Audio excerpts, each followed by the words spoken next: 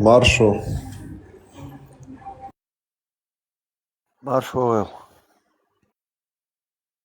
Привет.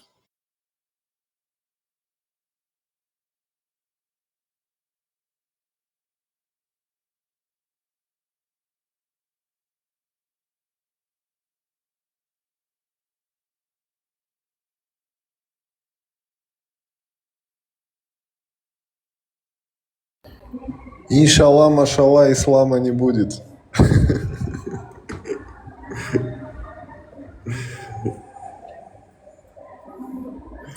Мне почему-то этот ролик дагестанский прям запал в душу. Вчера разговаривал с одним дагестанцем, это, говорит, вранье, говорит. Те блогеры, говорит, уже открестились от этих слов давно.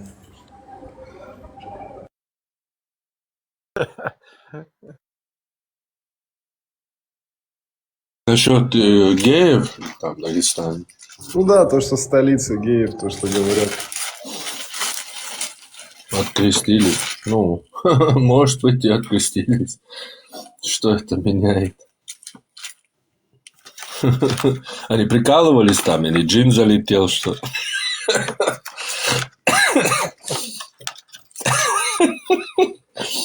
Джины их, короче, там тогда селились. Походу.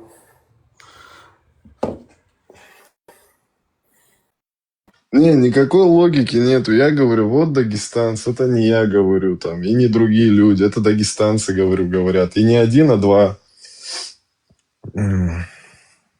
Значит, говорю, существует какая-то проблема?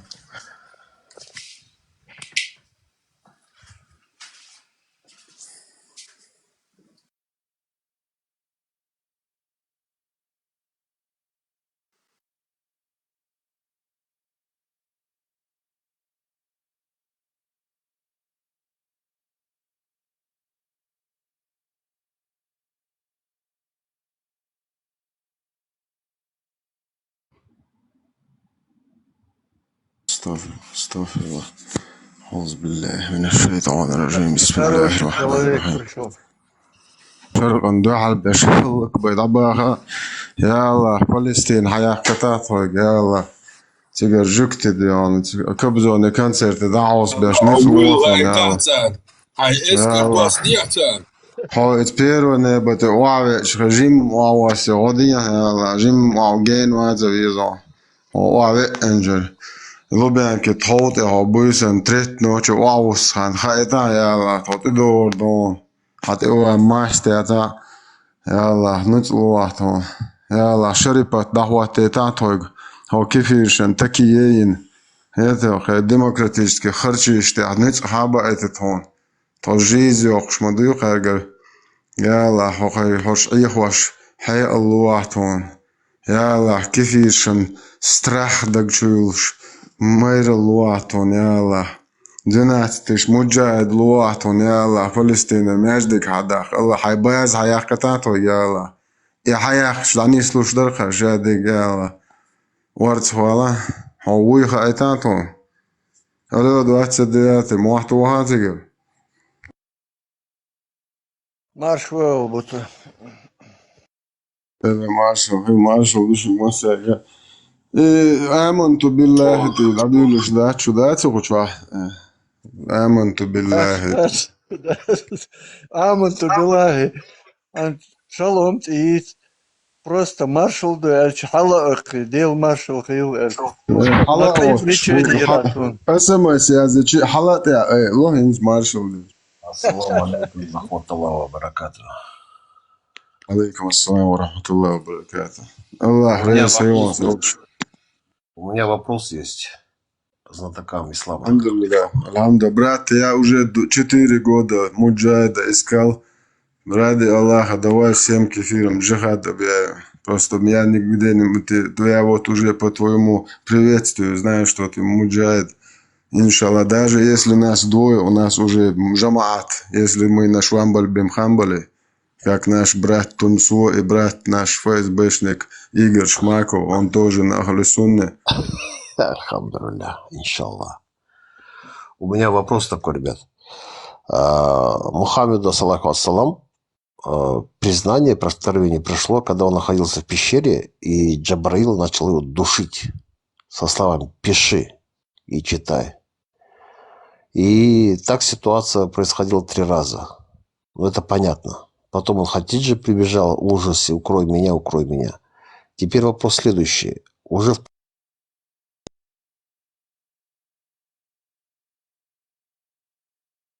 ему эти суры, аяты были приходить его в голову. Так же Джабраил его душил или как?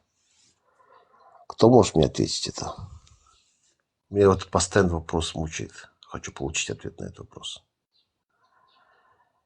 Эти аяты спускались ему как в голову приходило, или опять его Джабраил душил и таким образом вбивал в голову эти священные аяты из Корана?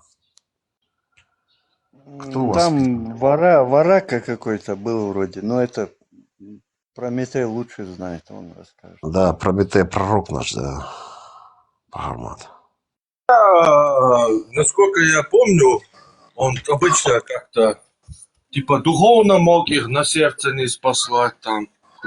Он там что-то падал, температура у него поднималась, типа какие-то звуки он слышал в этот момент. Вот точно сам как бы не читал я, так что слышал, насколько знаю. Вот. Это как бы смахивает на чистейшее вот это, извините за выражение, пиздеж. То, что в голову пришло. Он захотел эту бабу. Бабу захотел, все, аят пришел, блин. Это захотел, все, аят пришел.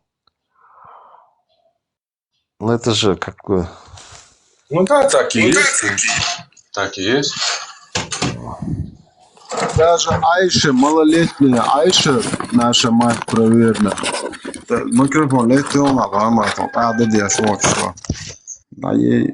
Короче, вот наша мать Айша, малолетка, даже она поняла, чем занимается пророк. И она прямо сказала пророку, когда он налево, направо начал всех никяхать, короче, эта женщина, она говорит: я вижу, что твой Аллах спешит удовлетворить твои потребности. Представляешь, ребенок уже понял, чем эта шныр занималась. Астафрулlah, астафрулlah. Маша, хамдулилля, хамдулилля. Какой астафрулlah, астафрулlah, астафрулlah. Ашхадулилля. Салам всем, говорю. Народ, мне скажите, пожалуйста, вас кто так сильно так обидел, что вы так не любите это? Обидел, меня обидел. Моя жена сбежала с арабов, и я очень обиделся на арабов. Теперь сижу здесь. Каждый день вот эти арабы, вот эти мусульмане, вот эти, то они еще меня били очень сильно. Я очень обижен на них, поэтому целыми днями сижу здесь, злость просто свою выплескиваю, и все как бы, да, этим обидели. Я понял, ты обиженный по жизни, да, короче? Это твоя ненависть к арабам снизошла вплоть до Мухаммеда, да, у тебя получается? По Такое истории? ощущение, вас кто-то сильно конкретно обидел, что вы так мусульманский. Без разницы, когда ты обижен, там без разницы, всех без разбору, короче, оскорбляешь, понимаешь, брат? Тебя сильно, да, обидели Прометей, да? Очень сильно, брат. Не напоминай, когда я вспоминаю, очень плохо. А ты мусульманин, да? Нет, я Да, христианин. конечно, я мусульманин, просто обижен на араба, брат. Я христианин. Я Да, говорю, вас тут христианин? сильно- Да, вас тут сильно обидели, да, по ходу дела? Не, подожди, ты христианин, да? Да. Я христианин, А ну, отец, сам не знаю, что. отче, расскажи, отче, если ты христианин. Любой христианин знает. Отче, прочитай. Я не Отче изучал. наш на небесах, вот это все, знаешь, как. Я не изучал говорить. Скажи честно, ребята, вас сильно обидели? Ты же мусульманин. Как же. Да мусульмане ты заходят. ответили уже, что ты повторяешь? Ответили, очень сильно обидели, брат, очень сильно. Я вообще-то русский, хоть я мусульманин. Рот свой закрой мне. Да очень сильно обиделся ты уже, ответили включи тебе, мне братан, это. успокойся. Экран включи, экран. Ну-то я хотел спросить, а вы когда в тюрьме сидели, там, вас там это не чпокали, нахуй, не обижали, нахуй, бля, хуем, блядь, а? Блин, это уже, ну, блин, мусульманские темы, брат. Я Это не говорю, будем тебя не обижали обсуждать там уже. случайно членом, блядь? Уже голову в трусы, короче, за все уже ЛГБТшного. Пропаганда ЛГБТ здесь запрещена. Он Твое на место сунне возле параши, пророка. бля. А зачем ты Сунне потерял? Если, Почему тебя догадка? если что, ЛГБТ-пропаганда запрещена в этой группе. Будь Я осторожен, говорю, сразу при чем выкинут тут тебя. ЛГБТ? Я говорю, вас в тюрьме, когда сидели, вас что там, огорчали сильно или что? Давай, дуй отсюда. ЛГБТ-пропаганда здесь запрещена, извиняюсь. Чисто на сунне пророка хочет ходить с братом за ручку, красит глаза сюрмой, косички делает, в розовом халате выходит. Он полностью хочет на сунну пророка перейти.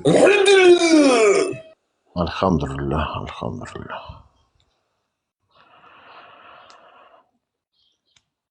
Давайте объявим всем кефиром джихад ради Аллаха. Муджахиды есть? Поднимайтесь. Даже если нас двое хватит.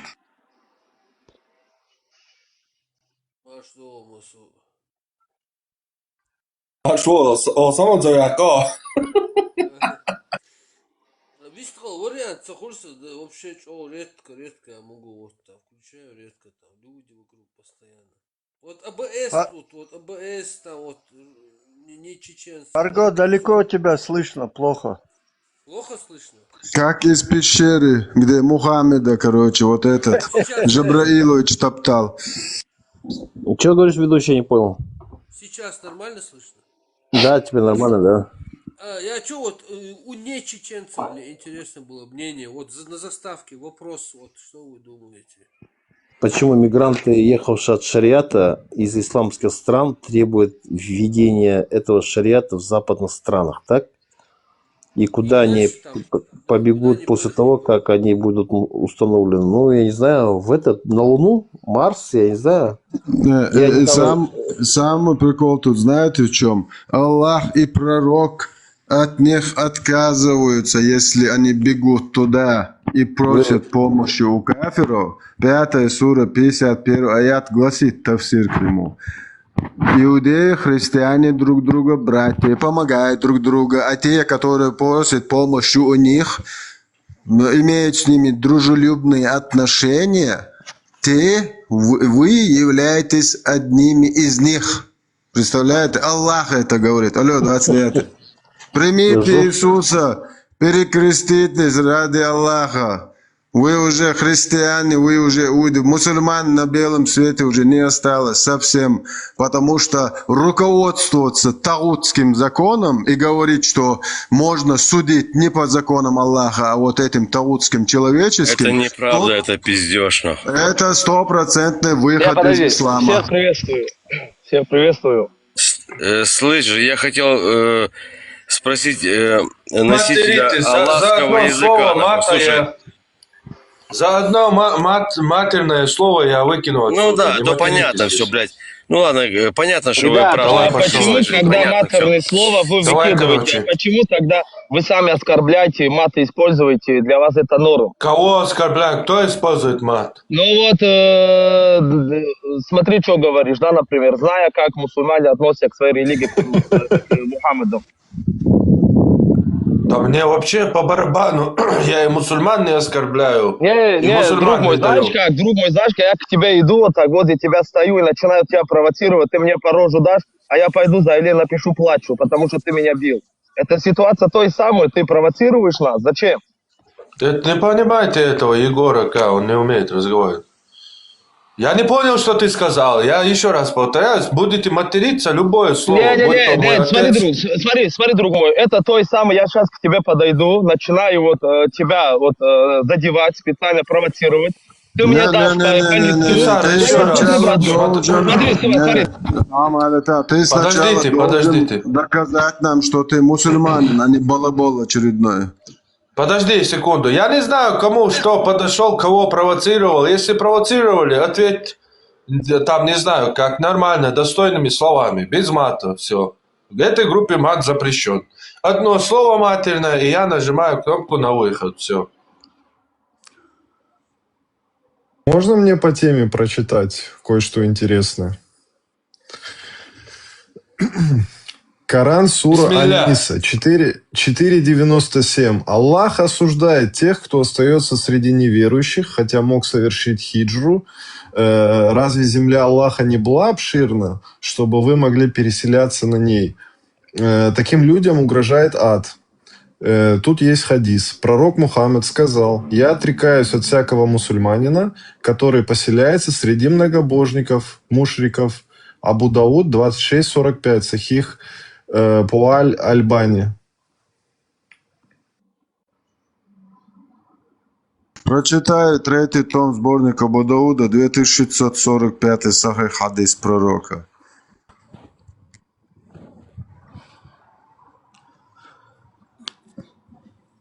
Так, Ща приветствую вытащу. всех. Могу я вопрос задать? Приветствую, Маждома. Фарма. Суть вопроса да, задавай, заключается да. в том... С Ну да, Рубами вот по привет, теме как кстати, раз таки... шалом. Шалом. Шалом, ахи.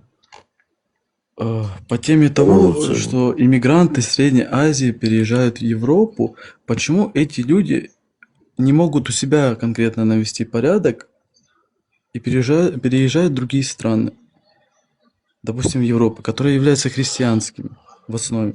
О, блин, дружище.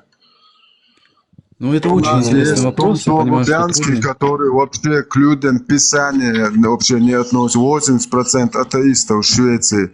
Уехал в Швецию и говорит, что хотите вы или нет, вы, чеченцы, будете жить по шариату. Да. А мне вот тут в Швеции даже нормально. Еще Аллах ему лям 300 прислал, Аллах, да. Нормально устроились, чуваки. Да. Если у Чеченский мусульманина... чеченский народ, говорит, должен будет жить по шариату, хотите вы или нет. А я тут в Швеции буду, машалла. Вот такие Не, в муджахиды у основном нас. все эти радикалы русскоязычные, конкретно мусульмане, радикалы, они как раз-таки в Европе находятся. Дэв, смотри, если у мусульманина есть, там, я не знаю, 200-300 долларов стоит с Европы там, в Сирию или куда-нибудь там в Афганистан полететь, и они не летят, остаются в европейских, там, западных странах, то они как бы, как сейчас я тебе даже прочитаю, кто такие они. Им уготован ад. Это запрет Аллаха, запрет пророка. 4,97 это в аяте Аллах говорит. Они все попадут в ад. Те, которые вот сегодня в Европе жрут кафирские харчи и плюют на их законы, на их культуру, на их религию. Вообще им плевать. Они вообще ни во что не ставят западного человека. Они говорят, что они нечисть. Хуже наджас, это хуже дерьма. Да. Их Это предки факт. хуже голубых. Это факт. Я с одним человеком разговаривал, да, я как есть говорю, он исламист. Он исламист. Он мне с гордостью заявлял, что мы захватили Германию, мы захватили Францию, мы захватили Англию, и в Аллахе мы дальше будем продолжать это делать. И он еще гордился тем, что он терпелит немцев. То есть он коренное население Германии, он терпит. Ну и его там община, можно так сказать, высказаться. Вот то есть эти твари гордятся этим, понимаете? Мне одно непонятно, вот все мусульманские страны мира, беженцы миллионами бегут в кафирскую страну, а в мусульманскую никто не едет, их не принимают. А где умма или как это вообще понять? Ребята, можно я кое-что скажу? Не отключайте микрофон. Говори. Смотри, друзья, ночью всех приветствую. Просто вот я слушаю, мне впечатляется так, что впечатление таково. Вы от нас, мусульмане, требуете то времена, где был пророк Мухаммад, саллаллаху, да, вот так. Мы все прекрасно знаем, с любой религиозной в мире есть человек соблюдающий, есть слабый в вере, есть который допускает. Это то самое элементарно. Сейчас я принесу тебе пример. Я лично знаю чеченца, который делает зина. А теперь вопрос, по вашему обычаю, адату, мы религию оставим. Это можно вам или нет? Алло, 29.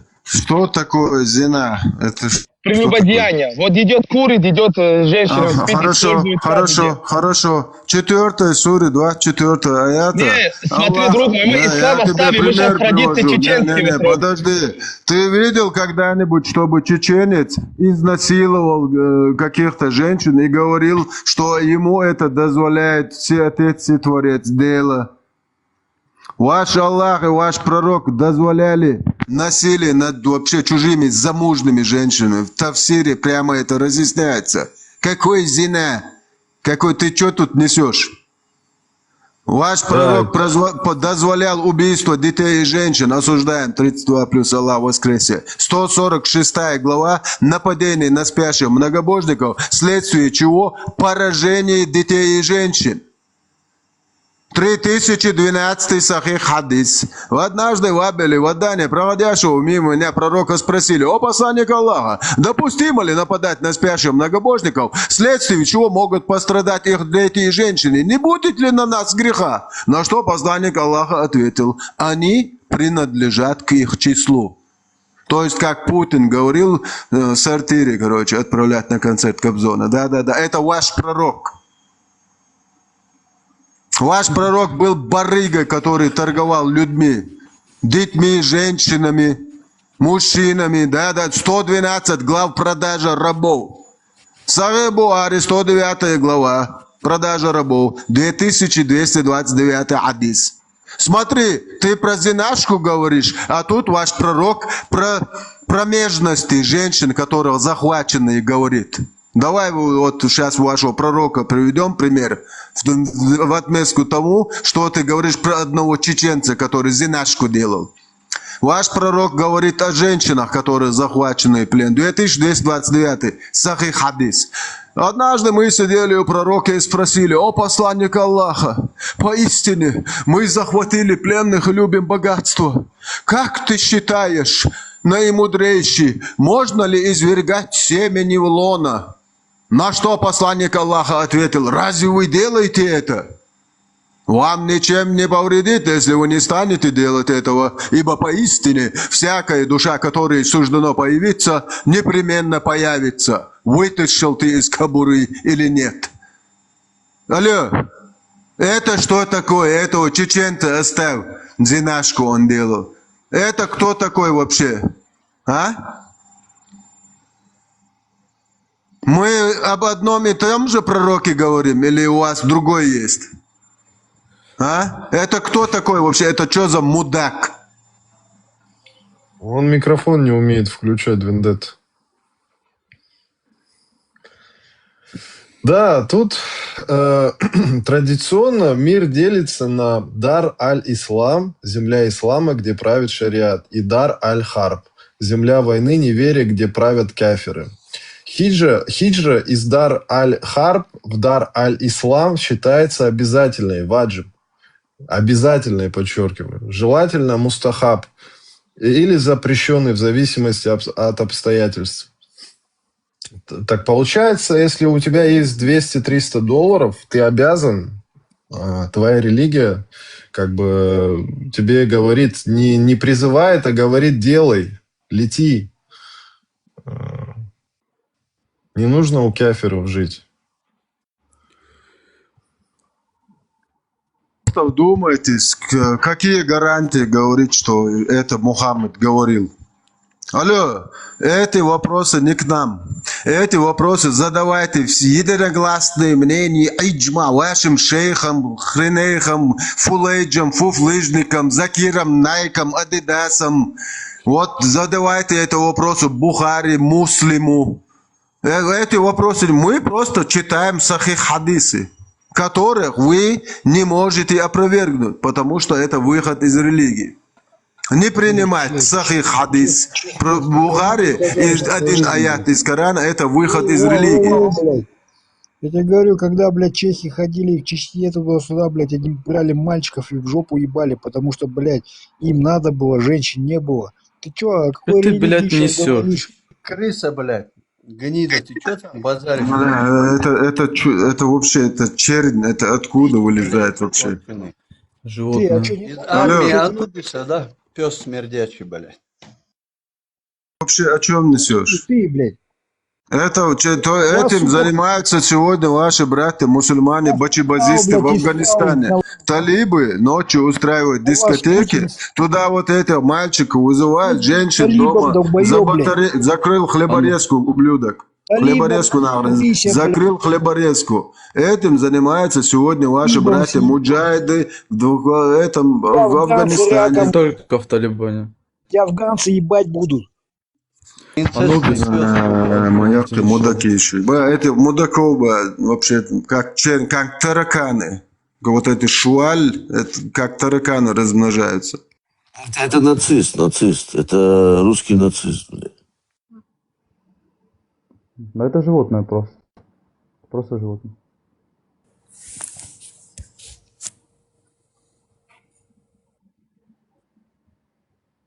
Давайте просто цитировать сахих хадисы и аяты к нему достоверные тоже.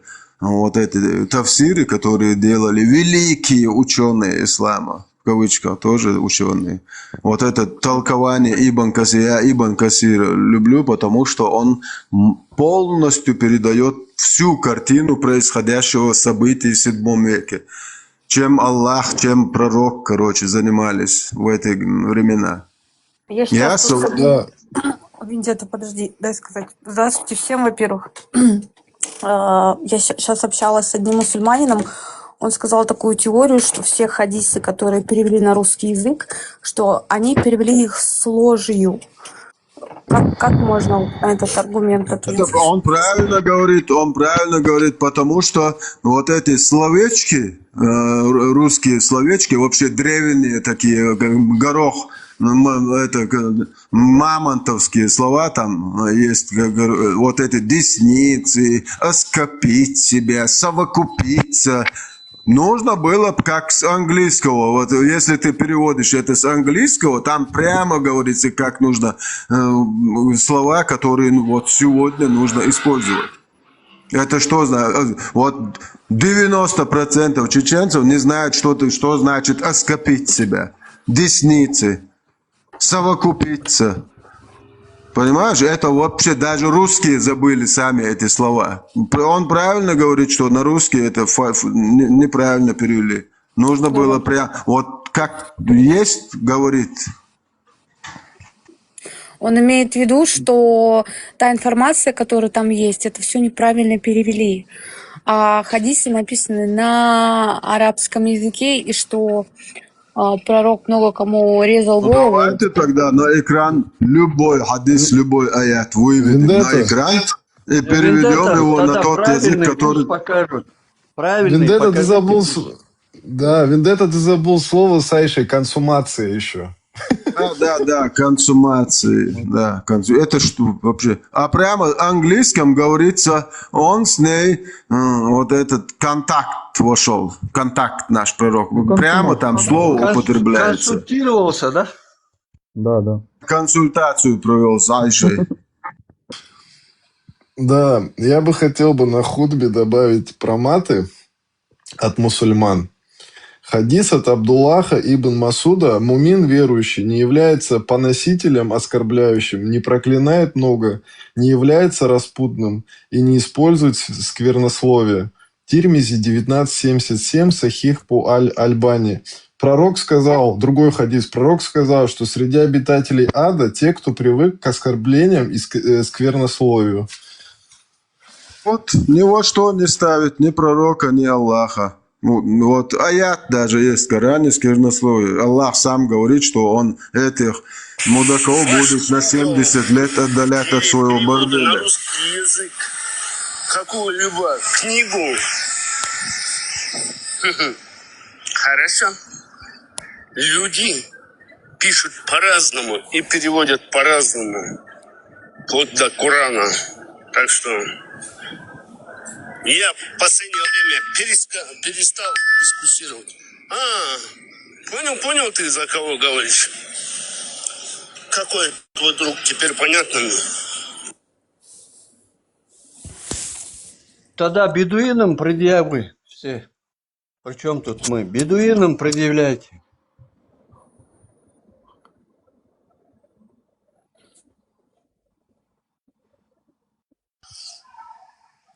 Я тому мусульманину про это слово консумация, ну, прочитал хадис там на русском, то, что он говорит, ну, консумация, это же не значит, что, типа, этот... Ну, вы поняли, короче. Джага-джага. Он хотел сказать, что они просто там друг друга гладили. Ну, тоже интересный другой вопрос. Гладили они друг друга, когда у Айши были критические дни. Муха ложился на ее голень и читал Коран, Камасутру Айши на ночь. Вот тогда Айша гладила головку нашего пророка. Да, вот тогда гладили. Молодец, Вендетта, молодец.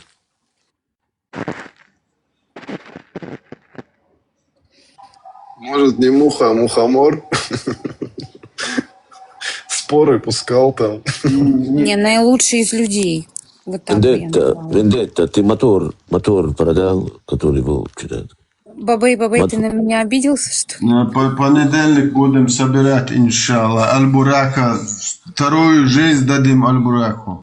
Алхамдулилlah, иншаллах, все мы ждем этот мотор, который там был. Бабай, ты на меня обиделся, что ли? Вендетта. А насколько Вообще, это ну, достоверно? ладно. Ученые утверждают некоторые, ну, ислам. Насколько это достоверно, что Аиши на самом деле было от 17 до 19 лет. Это 100% плевок в лицо Бухари и Муслима. И сахих хадисов. 32 сахиха. Плевать вообще в лицо. Как, у нас, если к чеченцам, даже если вот у меня даже записи есть на чеченском, я им говорю, вы знаете, что пророк вот так-то? Они говорят, кто это сказал? Я говорю, Бухари и Муслим. Они его трехэтажным матом. Они даже не знают, кто это Бухари. Понятно. Не, если ислам на все века, на все времена, так сказать, правильно? На все времена. Коран на все времена. То почему сейчас считается это не норма с 9-летней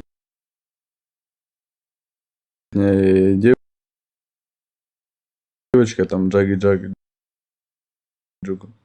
С 9-летней. В исламе, вообще в шариате, ни в одном моменте не указан возраст выхода замуж. Но как раз таки 65-й суре 4-го аята, 33-й суре 49-го, Аллах разъясняет, как нужно разводиться с маленькими девочками, у которых вообще никогда не было вот этого цикла женского, вот этих дней. А, то есть, если у нее не было месячных, то нельзя ее было джаги-джигу? Нет, конечно, я тебе говорю, вот смотри, Тавсир Ибн Касира, аяту 65.4, прямо гласит, 3 категории, там 2 категории женщин, 1 категория маленьких девочек, и там прямо в скобках указано. Читаем Тавсир 65 сур 4 аята. И для тех из ваших женщин, в силу своего возраста, у которых прекратились менструации, срок аидда предписан 3 месяца. Как и для тех, у которых еще не было менструации, в скобках, для самых ваших юных жен. В 3-й категории идут беременные женщины, для них срок аидда начинается, когда они сложат ношу, то есть родят. Вендетта. Если ты чеченец, да, что среди вас пидорас этот усатый делает? Если вы такие пиздец чеченцы. Что усатый пидор, который армяне его в жопу ебут? Точку держал? Он среди вас Ты точку держал? Или ты такой же пидорас? Или ты такой же пидорас, как... Да больной человек, формат, не обращай внимания. Ну, хоть беременных не трогают. Вот, закончим тему. И в 33-й, 49-й прямо там указано, если вы, то есть никях. Никях это на арабском проникновение, то есть вот этот половой акт. Если вы их не отникахали, то не нужно для этих девочек 3 месяца уже дать срок. Асхана, одеть ако, пидорас, блядь. Вот Аллах плюет Аллаху в рожу, представляете, Аллаху, пророку в рожу плюет. Началось. Как всегда. Мухоморы хорошо Мат галлюцинируют. несколько лет в аду пробыли.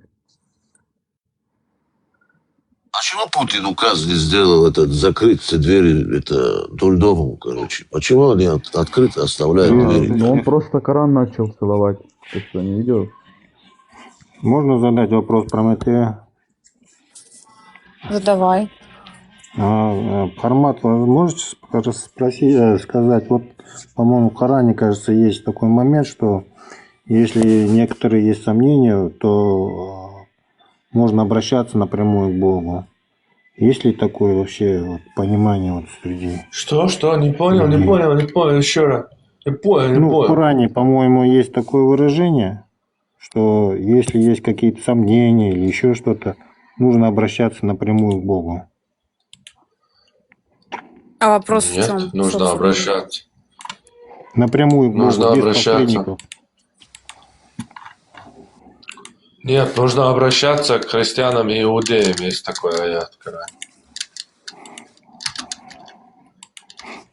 В Коране, по-моему, есть канал, такое. которого название, извиняюсь, Айша факты. Айша факты, поднимись, мы тебе факты запихаем по самое, не могу, колодец, Буда О, Господи Боже, осторожно, субханаллах. А вообще можно вот напрямую обращаться к Богу? Айша факты, шнир халел, аз факт шалон, сахих хадиш дадон, 5133, Сахih Бухари, 5134, 6130, Сахih Муслим, 1422. Hayol as Aisha let şu bu sabçneye nan Aisha let fakt şealişun. Hayol hayol. معلش دي تاع حلب جدين دي اعتبر هما دي ذاتهم. Fakt Aisha fakt yani kanal anladın? Fakt şealo есть да. وهيتا ديك نقول تند خز على شو تعمل شو واقف بشوي. Watch out здесь, да? Hoşneri boş yazıyor şoçen soğaz используется. Байбак там давака. Твое дело главное его лохануть. Потому что его арабы лоханули, а ты должен его лохануть, короче, в сторону нас. Аккуратно, алавака, хаставаш, картки хош, о, ранимый нахма будешь, пепаш будешь. Чуть что сразу погибал шейнан каляу. Бедные террористы, машалла, им головки срывать не дают в Европе.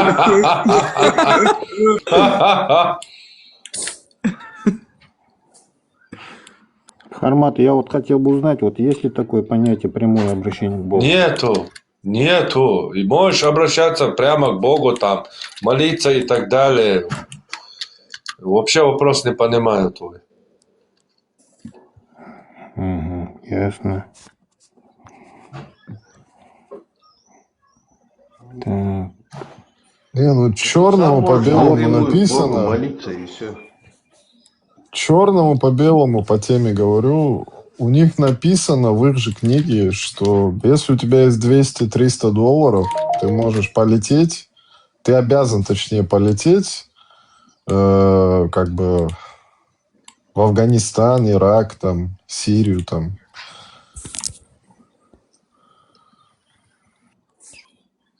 Всегда принимаю наших братьев. Я нахожусь в Кабуле, центральный мост. Прямо в центре Кабула есть под мостом 12 тысяч муджахидов. Любого принимаем. Welcome to. Hello. Habibi, welcome to Europe. Да, всего лишь можно еще такой 900 вопрос? шекелей. Вот скажите, вот если есть Бог, да, с самого начала времени, да, то про Адама практически никто не знает другие религии. Как можно объяснить? Ты странный, заходишь, какие-то вопросы задаешь про христианство, про Адама. Нет, Здесь это не вообще про не на эти христианство. темы разговаривают.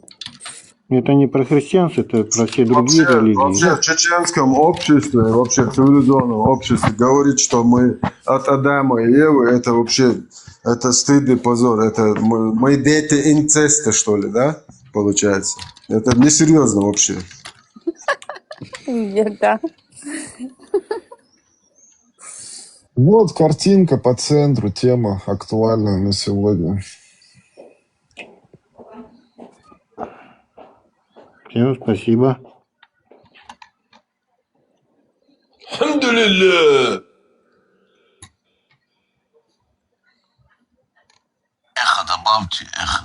Эхо, чтобы было. Так они не бегут, вот эти вот иммигранты ассириаты. Они переселяются и считают, что там их дом.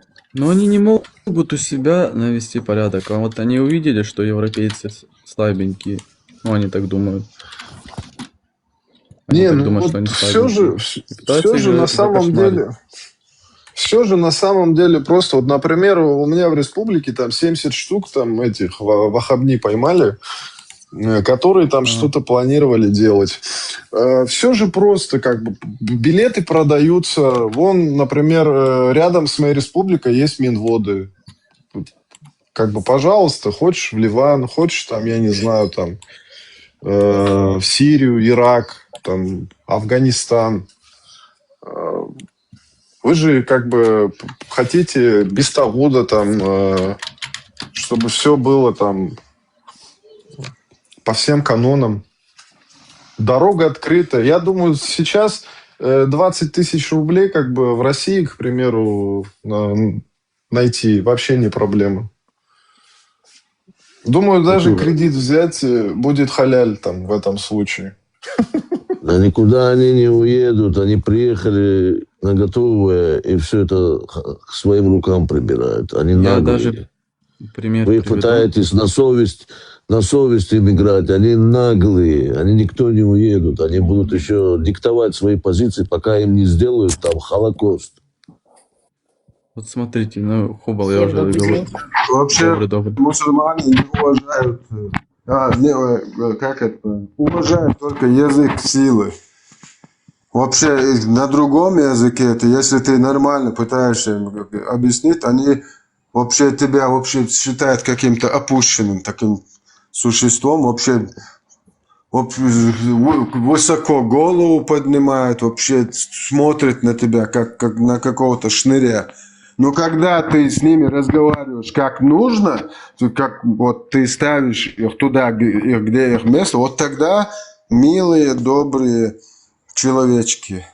Ну, это больше от воспитания зависит, а не от ислама уже. Ну, хотя Бендетта, это взаимосвязано, у них культура и обычаи связаны.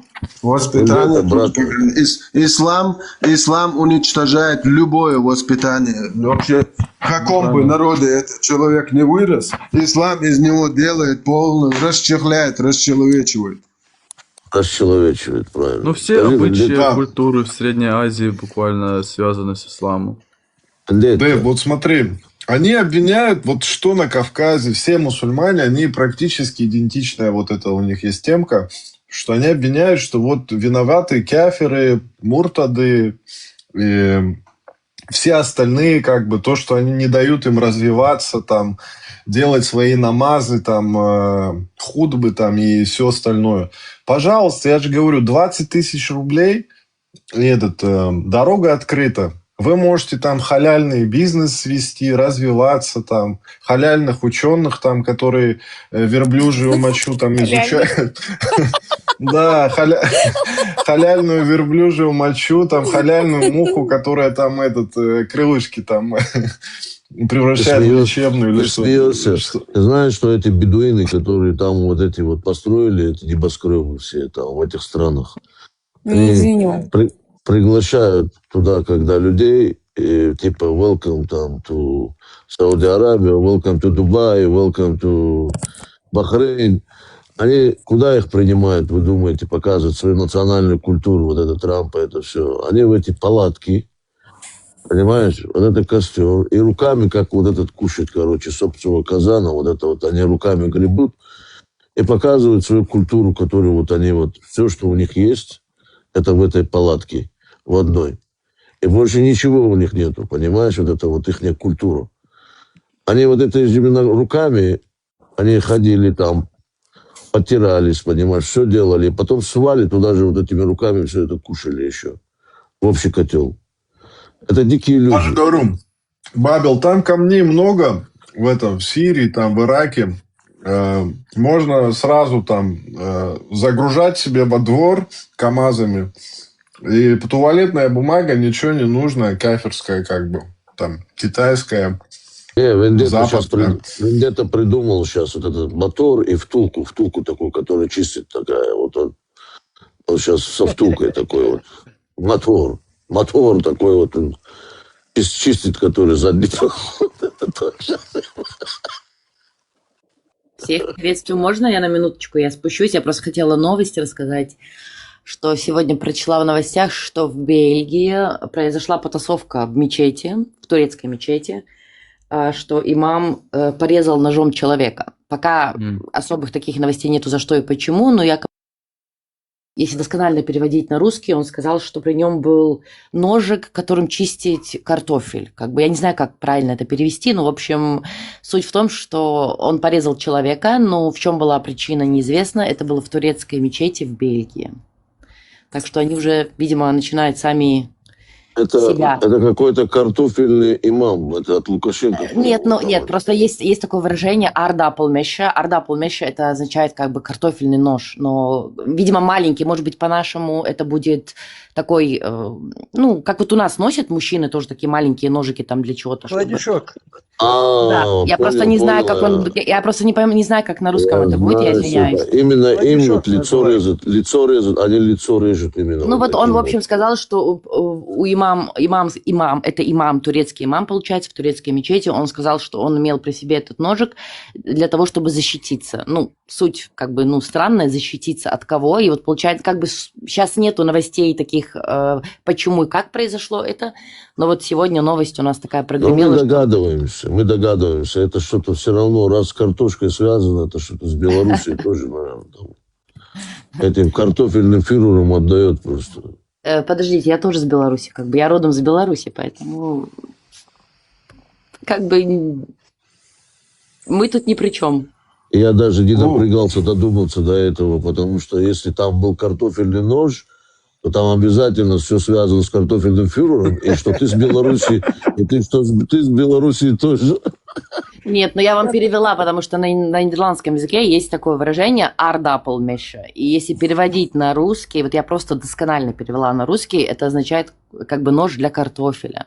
Но это, видимо, имеет другое значение с голландского на русский, просто я не знаю, как правильно выразиться, потому что как бы я не очень хорошо владею досконально русским, скажу так честно, поэтому я не знаю, как объяснить это правильно. Просто я перевела слово... Анастасия, ты картошку чистить можешь, честно скажи? Бабей, ты меня что, игнорируешь, что ли? Кто? Точно игнорирует. Кто это со мной говорит? Это мяу-мяу. Мяу-мяу, как дела? Почему игнорирую? Я почему игнорирую? Я не понимаю просто. Здесь пишут, кухонный... Здравствуйте, добрый день. Но я спускаюсь, всем хорошего дня, я вас послушаю, здесь посижу. Настасья, вам тоже. До свидания. Все, пока-пока. Здравствуйте. Здравствуйте. Кто здесь против мигрантов? Еще раз? Кто здесь против мигрантов? Я против мигрантов здесь. Я твою маму ебал. И кто вместе с тобой поддерживает? Скидывайте этого, который ват. Выкиньте. Особенно вот этого. Давайте ват его скидывайте. По Корану его ват нужно отправлять. А почему? Почему как они такие Мухаммед своих обиженные? родителей отправил. Сейчас этого берите его на заметку. Он завтра в Москве проедет на автобусе. 100% водитель автобуса московский на этом проедет, по толпе, на остановке. Маршрут. А потом будет как будто, я не знаю, как околдованный смотреть там. Я не знаю, я тормоза отказали. Ассаламу алейкум ва рахматуллахи ва баракату. Алейкум ассалам. Да пошел ты к черту со своим саламом. Маша, Аллах. Это что, я не понял, что тут происходит? Тут эта тема, пока тема не ушла, да, мы бы хотели бы подчеркнуть, мы против иммигрантов ничего не имеем, мы против иммигрантов мусульман имеем. Простые иммигранты как бы ни при чем. Простые мигранты мусульман имеете? Что именно? Ну, конкретно радикалов. Мусульмане это вообще никакой разницы нету. Мигрантов, которые не умеют интегрироваться. Да пошел ты к черту, я сказал со своим саламом, Породу твою которые ебал, не блядь. интегрируются, Заткнись нахуй, которые при... Что ты Закрой свой сказал? рот, Твою заикнул. породу.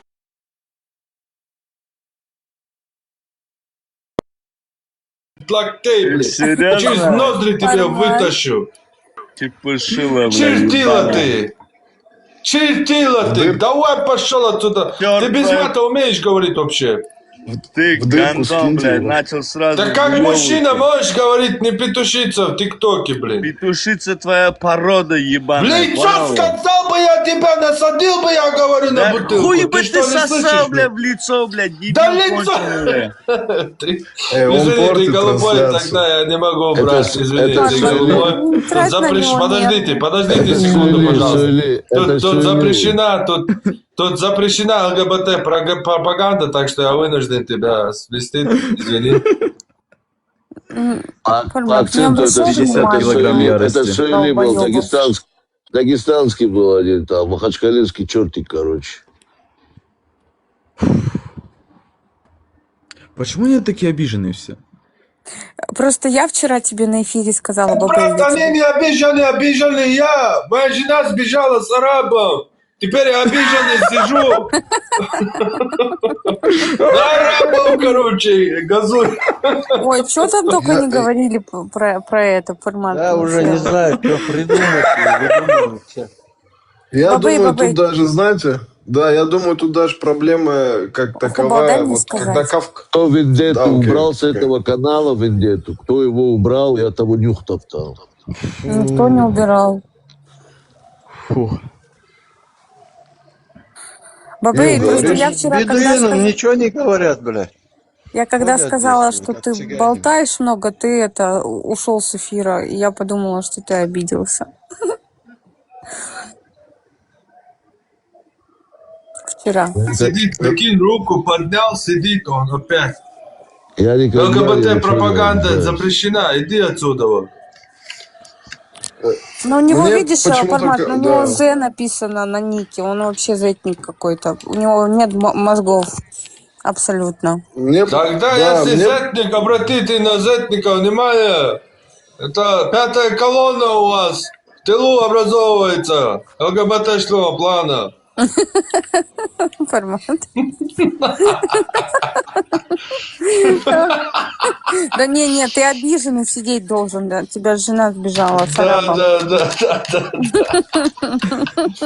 Харман, Они что меня ты будут вообще сидеть. думаешь? У меня вопрос, Харман, вот что ты думаешь, это, может, это вот это мусульманское говно, вот из, ну, смесь с нашими, вот такое, как бы, вот, образует? Или это, или они все такие, как бы, Блин, и не наши, смешанное как с бы? нашим. Смешанное с нашим, вот эти две противоположности сталкиваются, и происходит вот этот ядерный взрыв, короче, пердака. Особо опасный, да. Да. Слушайте, я тут недавно какое-то видео видела, что девушка обращается к людям, что у нее муж насиловал... ой, простите, она сейчас забанит меня. Аузубилля. Маленького ребенка. Аузубилля. И когда я это послала мусульманам, вот это видео, они все как-то, знаешь, как будто бы для них это Ну, норма. правильно, ты наговариваешь на мусульман. Мгм. Ну, правильно. У нас Так, вот ислам в республике, Дэв, подожди секунду, у нас вот в республике тема, она вот, как бы сказать, вот очень аккуратно эту тему закрыли, но у нас в республике очень важная, короче, тема произошла, что муфтий надругался над 13-летним мальчиком, короче. Ужас. Вот это- Какой республике ты живешь, чтобы я туда не приезжал никогда? Какой? И я тоже Скажи. не поеду туда. Да. Какой ты республике живешь? Да, подожди, Павел. В общем, тему максимально пытаются... Я вчера, короче, Бабел, опять ты разговаривал... много болтаешь. Да, я вчера, короче, на эту тему разговаривал с земляком, короче, который, ну, этот, мусульманин. И он говорит, что там виноват не муфти, виноват в том, что он, короче, муртад, не настоящий мусульманин. Но там виноват, оказывается, отец, который придумал эту историю, короче. Мальчик сам подкатил просто, сам подкатил. Аузубилля. Астаперла. Аллаху Акбар. Вот такое происходит. Аллаху Акбар. Четырехкратное. В Турции то же самое произошло недавно, насколько я слышал. Это в Дагестане произошло. Не, там в она Турции прям тоже говорит имя, произошло. фамилию этого чертилы. Имя, фамилию, и все на нее там, мусульмане, просто в комментариях и написали, что какая она шейбе, что она все не так поняла. Ну, в общем, Я считаю, на что касается специфически этих суэлей, дагестанцев, у них должен гей-парад, это все, которые были изнасилованы, и там дети, которые их просто с детства отымели, кого отымели там с детства, понимаешь? Все вот эти порванные, О боже мой, все вот эти, чтобы они поднялись, все, чтобы поднялись на большую, это как это называется, шествие, и чтобы вот это воробей, вот этот вот Афанди, вот этот вот, как его, муфти Дагестана, он должен возглавить это шествие. Потому что его тоже в детстве отымели. Понимаешь? Багл, секунду. Я сейчас включу кое-что. Подождите. Сейчас. я недавно познакомилась с мусульманином бывшим, который вышел. Столица геев на Кавказе. То, что у нас, оказывается, в городе есть 2 гей-клуба в центре города. На вид брутальный, там, с бородой, будет иншаллах, машаллах говорить. Но при этом он любит мальчиков. Мы также будем упоминать вот этих людей. Эту сторону никто не упоминает, кроме религиозных деятелей, и то изредка. Знаю тех, кто были ахишками, сегодня они закончены заднеприводные. Чуть ли не 85% девушек лесбиянки, которые прямо сосутся у себя в столовой. И это, еще раз говорю, это и среди спортсменов, именитых спортсменов, среди представителей власти. Наркотики, тот же мефедрон, какую роль играет в этом? Это положение именно где вот это сообщество заднеприводных. Вот, пожалуйста, спортсмен. Маша и Алла. Астаперла. Аллаху Акбар. Мне ничего больше сказать. Да, иншаллах, машаллах, короче. Самая мирная религия в мире. Всем салам алейкум. Ой, а ты мусульманин?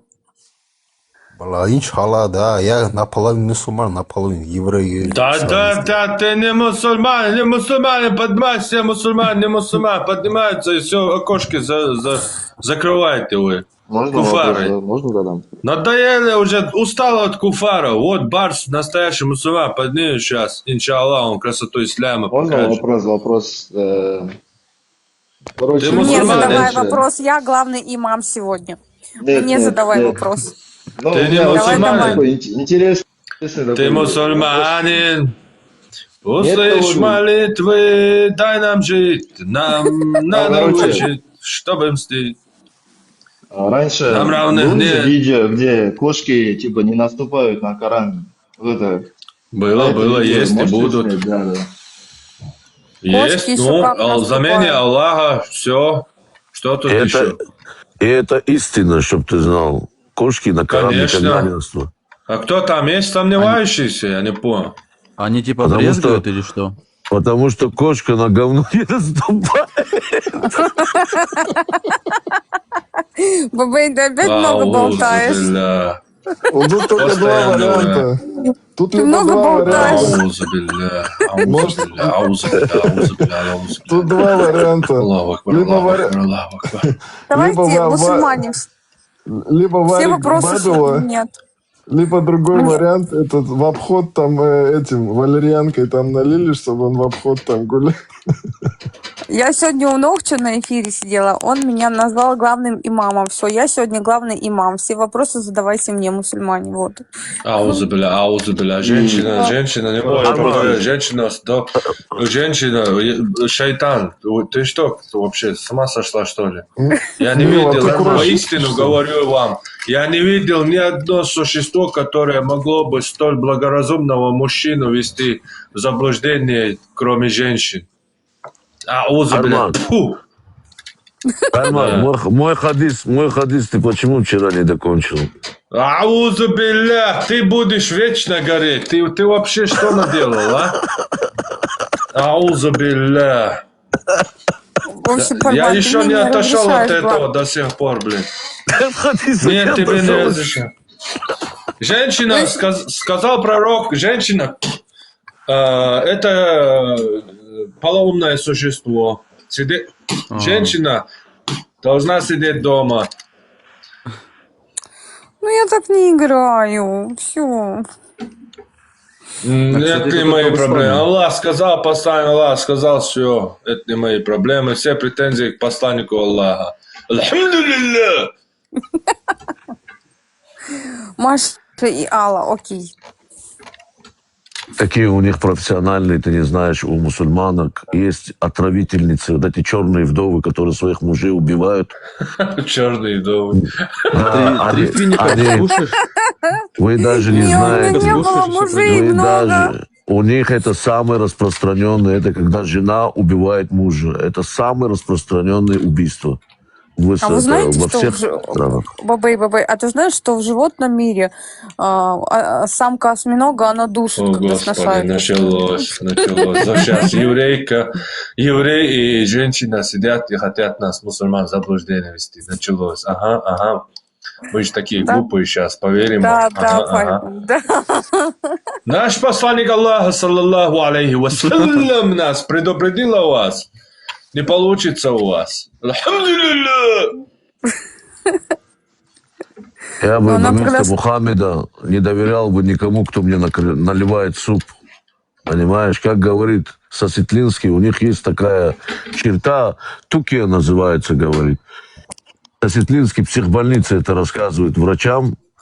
Он говорит, они мне, говорит, вот так они могут, говорит, прийти, говорит, плюнуть чай, говорит, поставить и сказать, давай, кушай, говорит, мой родной Сосветлинский, пей, короче, и так за спиной твоей смеяться будут, короче, знаешь, там это тукия такая. Этот психбольнице, когда он лечился, потом обратно, короче, он заболел, сейчас вот канал открыл свой, вот этот вот. Он раньше с нами был тоже. Есть обратный эффект тоже, это выход из ислама. Ты лечишься, а потом обратно заходишь. Понимаешь? Такое тоже бывает. Хармат, как ты думаешь, такое бывает или не бывает? Что бывает? Выходишь из ислама, короче, да, представь себе, зима такая, холодно. Я вышел из ислама, был сильный мороз. Понимаешь? Я даже боюсь тебя слушать. Ага. А потом, короче, так, лето пришло, короче, жарко стало, там, все туда-сюда. И опять, короче, понимаешь, так, погода, весна, короче, все такое. Зазеленело. Подходит тебе такой, короче, муфтий, и говорит, гладит тебя по голове, и говорит, пойдем, родной, пойдем, там, я тебя приглашу, я тебя накормлю, я тебе все покажу. Пойдем ко мне, идем со мной, родной, пошли. Понимаешь?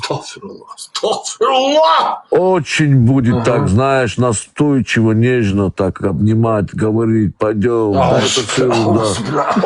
Пойдем.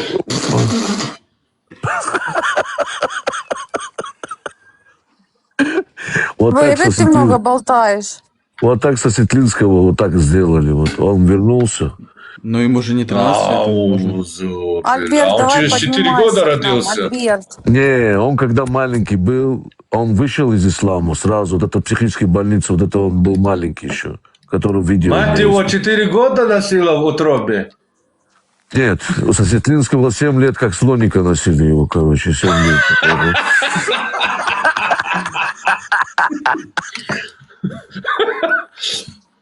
И потом его друг всем селом вытаскивали за руки. Знаешь, там. Маша и Алла. Ауз, бля. А потом он, когда вот это все вышел туда-сюда, и вышел из ислама он. Ислам это было вот это его, то, что между его ногами, мама его, вот это вот исламом называется. А вот он когда вышел оттуда, из этого места, это он вот, в этот момент он вышел из ислама. Понимаешь? Получается, мы так называем вот этот момент. То, что он из промежности, когда выходил. Во имя Отца, Сына. Ой, во имя. Потом он попал в психические больницы. Ему там снег, башка попал, короче, зимой. И он совсем дурной стал. И тогда его забрали, его лечили. И он рассказывал, что он видел там, все вот это вот врачам. Потом он опять вернулся. Ты представляешь, опять заново вернулся прямо в этот ислам, прямо между этой промежностью своей мамы, туда-обратно зашел. Откуда вышел, туда и зашел. Его. Какой у него ник? Подождите. Откуда вышел, туда и зашел. Бабел. А он видел? Астафирулlah. Бабель, пожалуйста, прекращай эту тему сейчас. Вот еще один предупредитель. Вот наш брат мусульманин Альберт.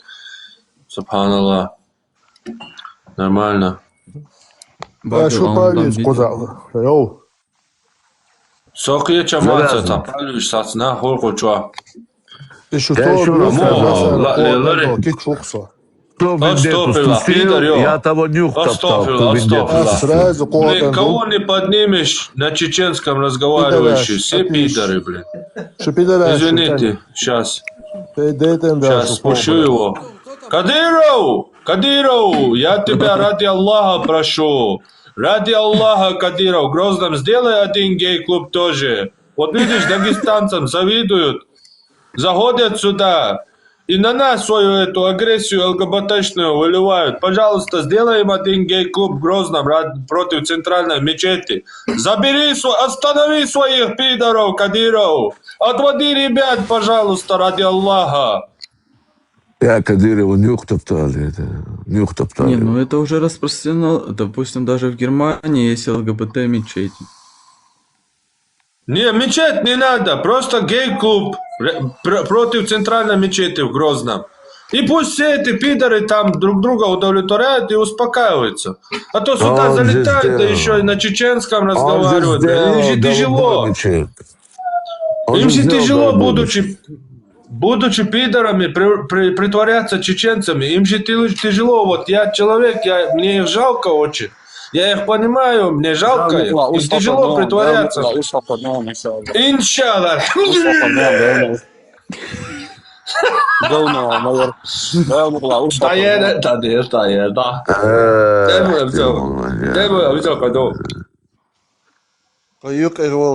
Иншаллах, мы тебя зарежем, говорит. Иншаллах, иншаллах. Ради Аллаха, скажи иншаллах. Просто когда говоришь иншаллах, ничего не случается. Не получается никогда. Скажи иншаллах, скажи, что ты меня зарежешь. Добавь иншаллах, по воле Аллаха. Я буду уверен, что это не случится. Да, это действительно так. Это как кошка, которая наступает на этот, не наступает на Коран, потому что Коран это говно. А 100-кратно ура, только не ура, а иншалла.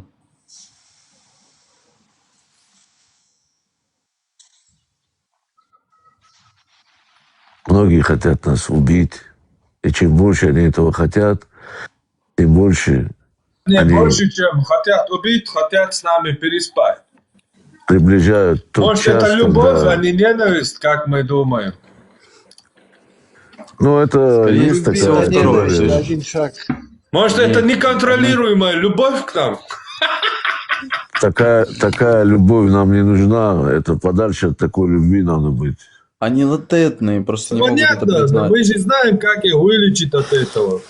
Я тебе это и говорю, а ты все время стесняешься. Не надо, мол, им там этот... Вот мы мотор вчера Слишком нашли. откровенно, короче. Ты слишком... Это индивидуальные консультации должны быть, блядь. Ты на людях все, короче. Бизнес разваливаешь. Я ничего никогда еще в своей жизни не развалил, запомни. Я наоборот всегда строю. Вот это вот вендетта, ты видел вчера в перчатках черных он? Мотор там держал. Вот это втулку вот это вот, который... Из таких втулок я собирал, знаешь, вот стреляющие элементы. Всю свою жизнь с детства мой хобби был собирать оружие. Чтобы ты знал, чем я занимаюсь вообще. Вот некоторые люди там инструменты делают, все, понимаешь, там всякие. А я оружие собираю. Я придумывал сам оружие. Я из деревяшек научился делать вещи такие, которые убивают лучше, чем из пистолета. Понимаешь? Опять начинаешь меня пугать. Прекращай со своими этими угрозами. Я никогда с этим не прекращу, потому что это моя профессия. И не пугать, а Вы именно... случайно не в Моссаде? Да. И послушай, и вот эти вот... Он не в Моссаде, он не в Моссаде, мы таких не видели. Заходят, Моссаде, Исламский всякие... университет, самый лучший университет Израиля. Почему-то самый лучший исламский университет, он в Израиле, а не в Кабуле или в Мекке. Это что такое, блин? Зубабин, объясни нам, пожалуйста. Наши мусульманские шейхи нам постоянно говорят, Израиль есть самый лучший исламский университет, они там готовят моссадовцев и так далее. Вот у меня вопрос возник, почему самый лучший университет, он не в Мекке? Потому что нам, евреям, нужно обязательно знать все про ислам и внедряться в их круги. Только не говори, что Мухаммед был евреем. Мухаммед, он был внедренным, но не евреем. Он был геем. И его туда, короче...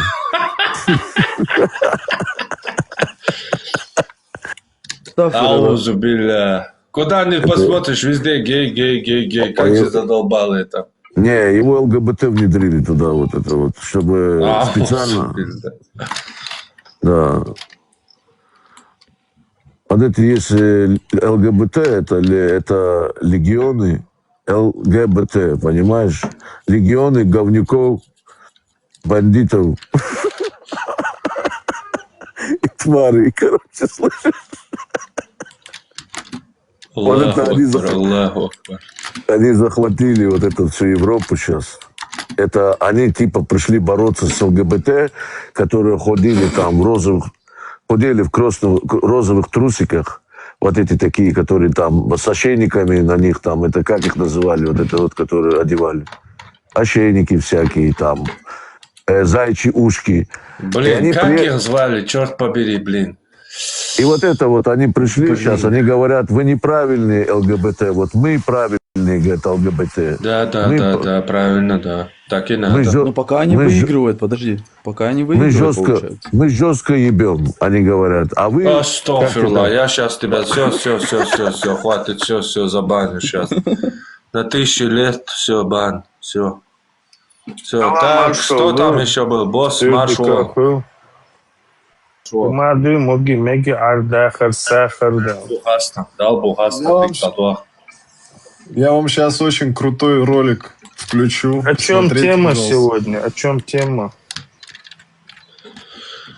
Да вот тема, короче, заходят вот эти ЛГБТшного плана всякие наши, на чеченском разговаривают, залетают там, говорят, что совершат со мной ЛГБТшного плана насильственные действия, со всеми совершат с нами, короче. Пока это обсуждаем, как этих людей угомонить, там разные медицинские Интересно, решения, короче. жены у них не ревнивые, да, походу? Они женатые? Блин, да. Даже не знаю, если честно. Жены ободряют это даже.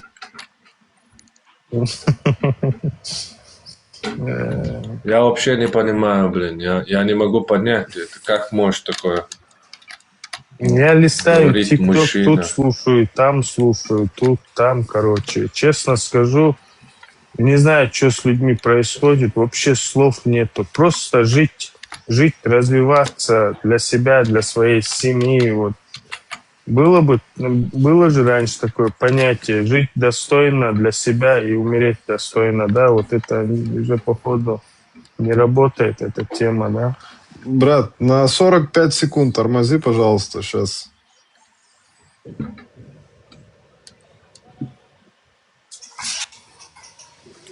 Это что? если меня не возбуждают девушки, нравятся парни. Астафируллах. Это ИИ, братан, это ИИ. Психологически полезно может быть это самый большой читатель Уран. Или же где человек, который читает 10 Уранов, чтобы тебе там прочитали. И ты уже сам вставай тахаджуд. Если молишься, вставай тахаджуд.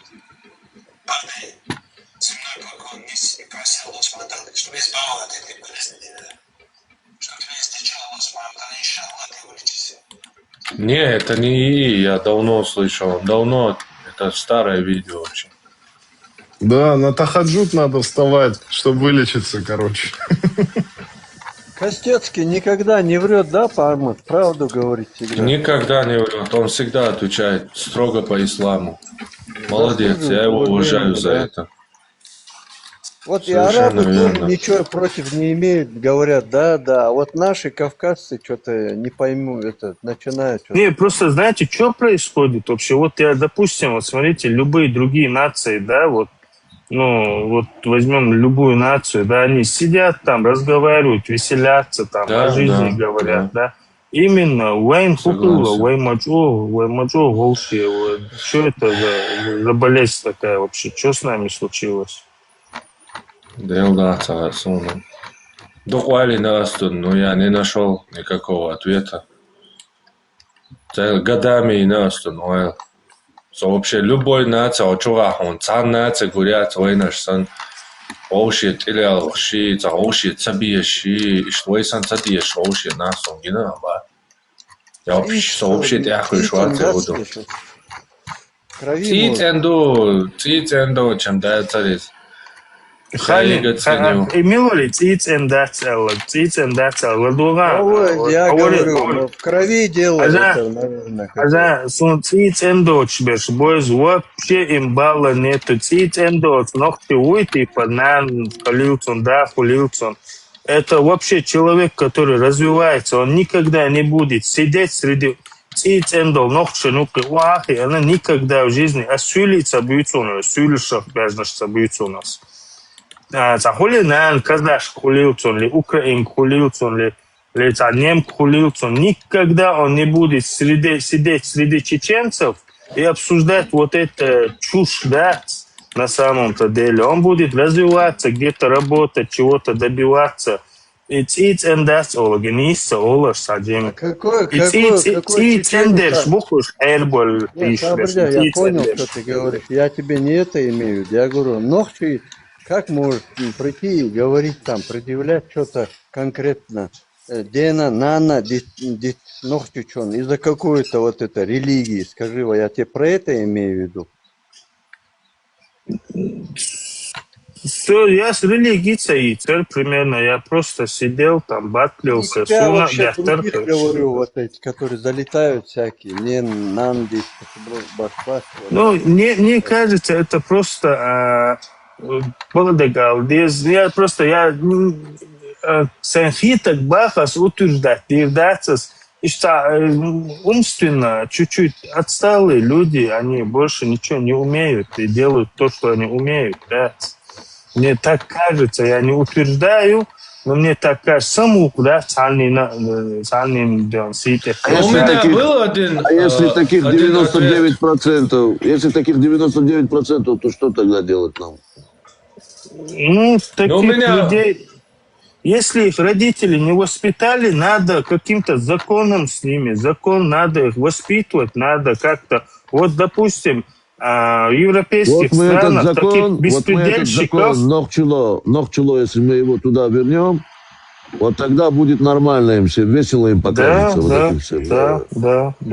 Вот в европейских странах, да, вот таких людей называют патология. Это патология, это неблагополучные семьи, незаконнорожденные дети каких-то наркоманов, алкашей. Вот они себя ведут вот таким образом, да.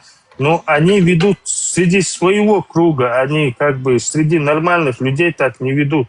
Сразу, если поведут себя вот так среди нормальных людей, с ними уже разбирается закон. Их на место ставят, их уже нету здесь. Вот, а у нас, не знаю, наверное, они вот-вот только начали выделяться, да. Надо по закону, надо за оскорбление, надо такой закон вести, что за оскорбление надо по закону отвечать штрафом или там, не знаю, в тюрьму сажать там, короче, или выгонять, короче, находить, чтобы отвечали по закону, да? Не самосудом заниматься, а по закону. А такового закона у нас нету. Я вот тебе сейчас расскажу историю одну, которая со мной произошла вот на днях.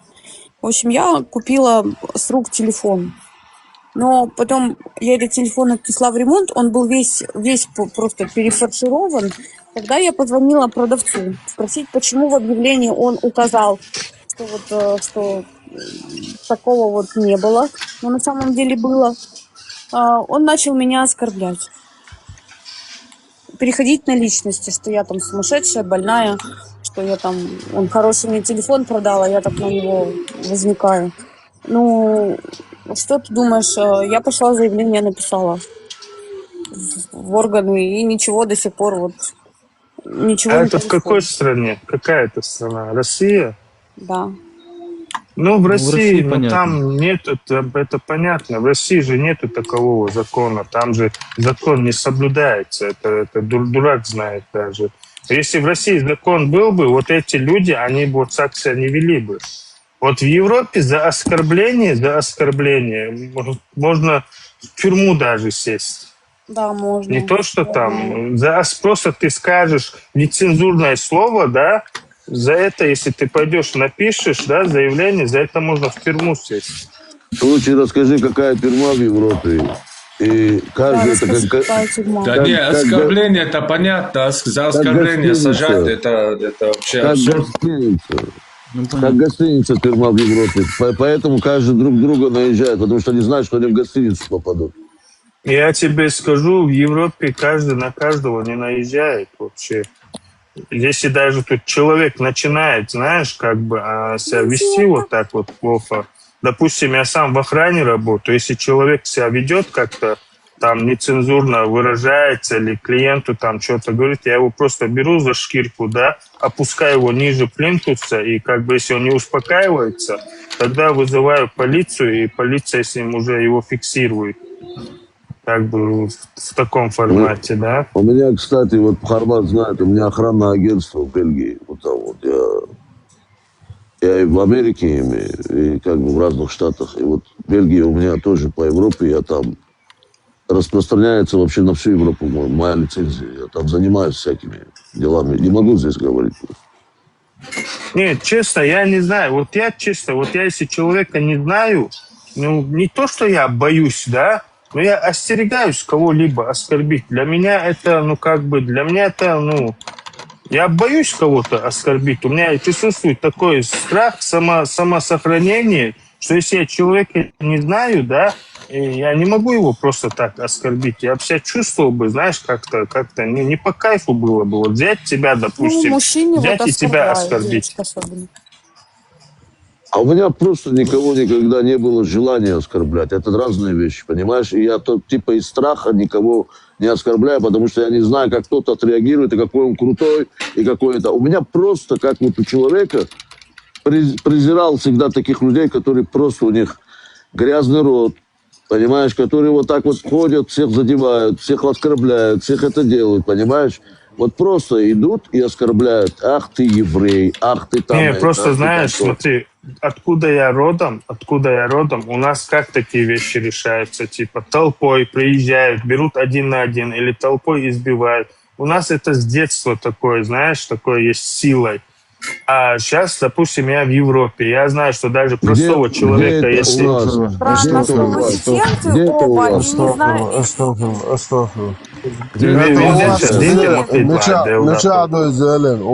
знаю... Вот, ты же чеченец, и ты, Бабей, тоже чеченец.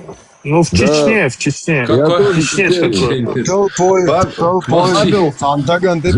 свой рот, Харват. А то я приеду сейчас на Молчи.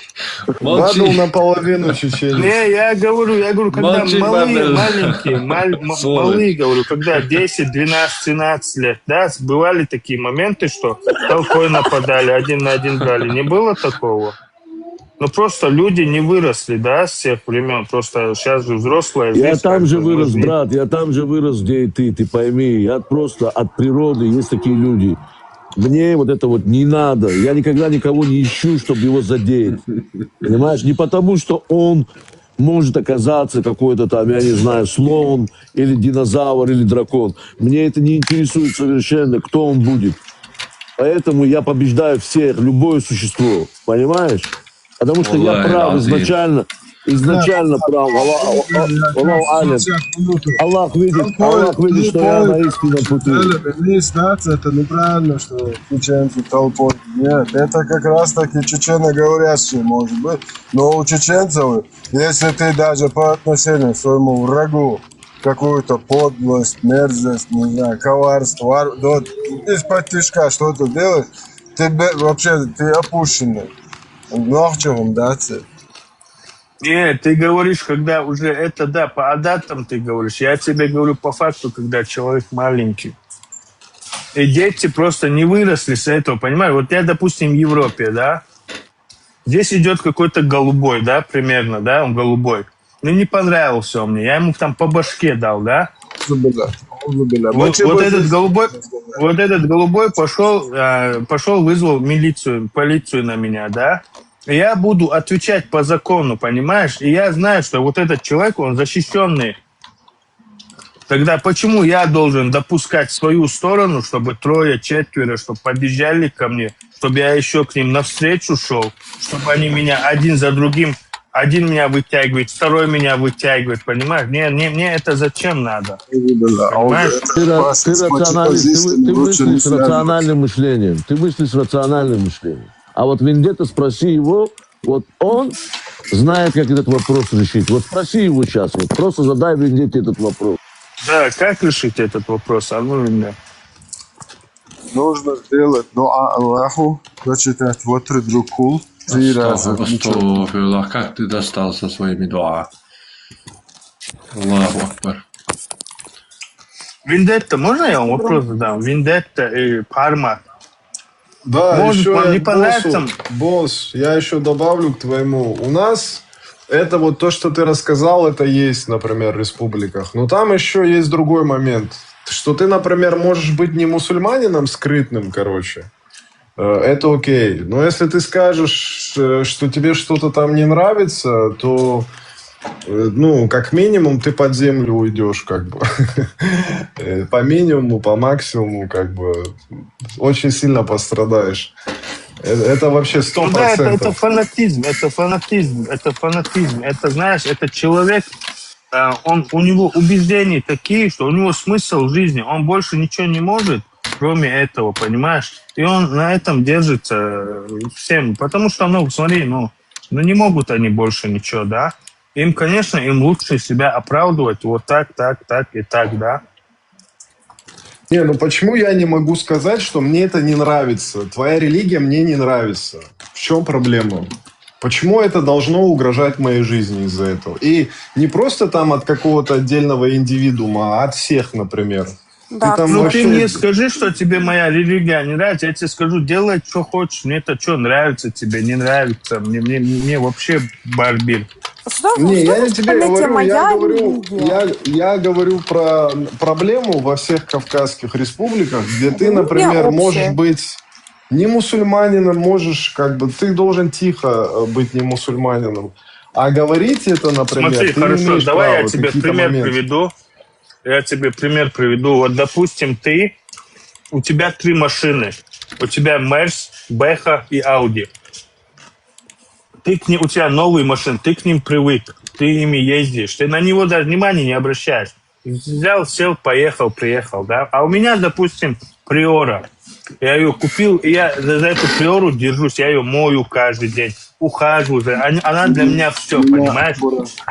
У меня Альбура.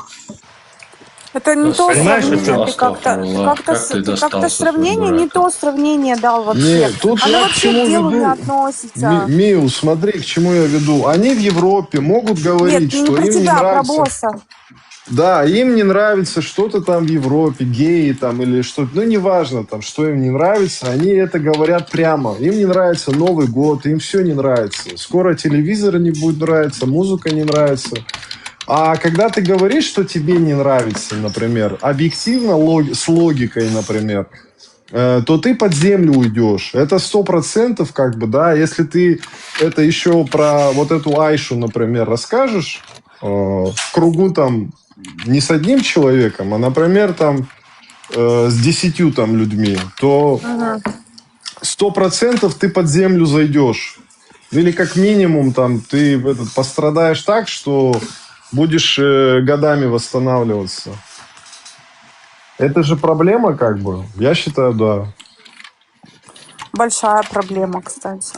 Нам не нужно стесняться нашей религии, потому что то, что делал наш пророк, саллаллаху вассалям, Где-то. священным, это наш закон, это от себя наш пророк ничего не делал. Аллах ему внушил, что он должен отникяхать нашу мать Айшу. Где-то. Он отникяхил Айшу. Как ты можешь такое говорить? Подождите, Айша, подождите. Эту песенку слышали? Айша, Айша, Экутина, Айша, это для нашей матери. Да не, это не для нее точно. Вендетта, тебе же примерно говорили, да, делай, что хочешь, тебе говорили. Выйди с религии, зайди там, что хочешь. Только не обсуждай религию, да, не оскорбляй, да. Ну, Так, А почему? Где оскорбление? В каком даже смысле, сказать, босс? Объясни мне. даже сказать, что ты даже вот слов сказать, что что-то там было, не было. Нам рассказывали сказки. Но сегодня сказку вообще улетучилась, испарилась, как Ламаев, Дрель Аллаха говорил, сказка испарилась. Остались сухие факты, что наш пророк был инцестником, PDF-файлом, вообще барыгой, который людьми торгует.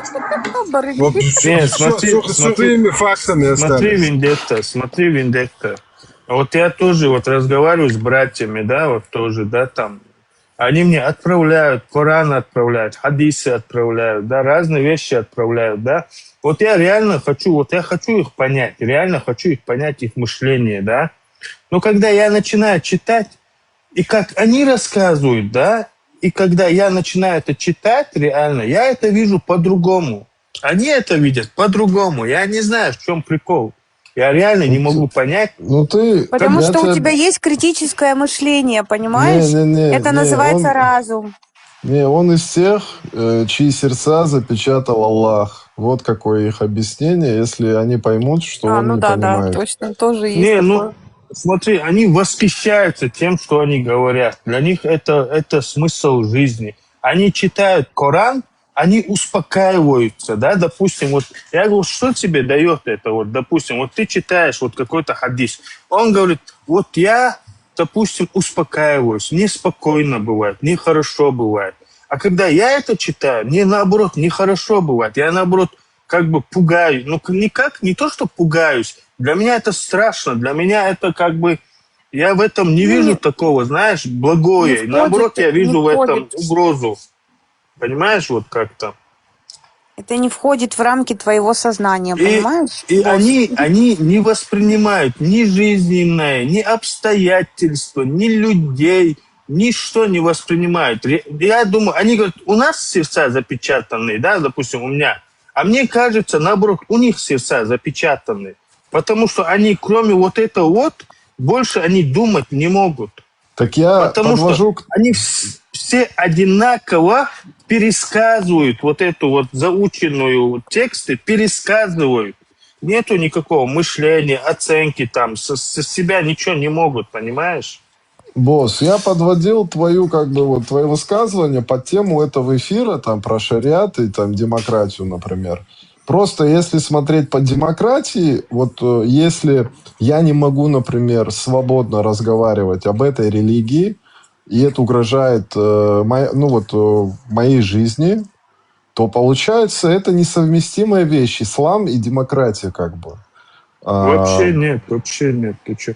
Вот мне не мешает, Да. если человек христианин, там, буддист, там, мусульманин, там, или там, не знаю. Главное, чтобы он человек, чтобы он был человеком, да? Для меня вот это важно. Я не буду к нему плохо относиться из-за того, что он это или иной религии, да? Но у них, да, они вот, у них это прям, если ты не такой, как они, все, ты для них враг, понимаешь? Вот это я не понимаю почему-то. Ну да, я про это говорю. Ни музыка, ни танцы, это все харам. Вообще само по себе это житье-бытие в кафирской стране, это тоже харам.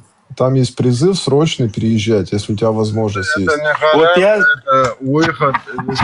Вот я разговаривал с человеком, да, я ему за Айшу сказал. Он говорит, послушай, было то времена, эти времена, те времена, великаны были там, времена были разные там. Было и 19, 18, отправил мне какого-то лысого, отправил мне какого-то лысого, который там рассказывает про каких-то царей, про каких-то христиан, где никакого довода нету ихним словам. Я ему говорю, в этом не проблема, я говорю, ладно, он женился, он пророк, ладно, пускай так будет, ладно, пусть ей будет даже 19 лет, но это не меняет факта, что ему было за 50 лет.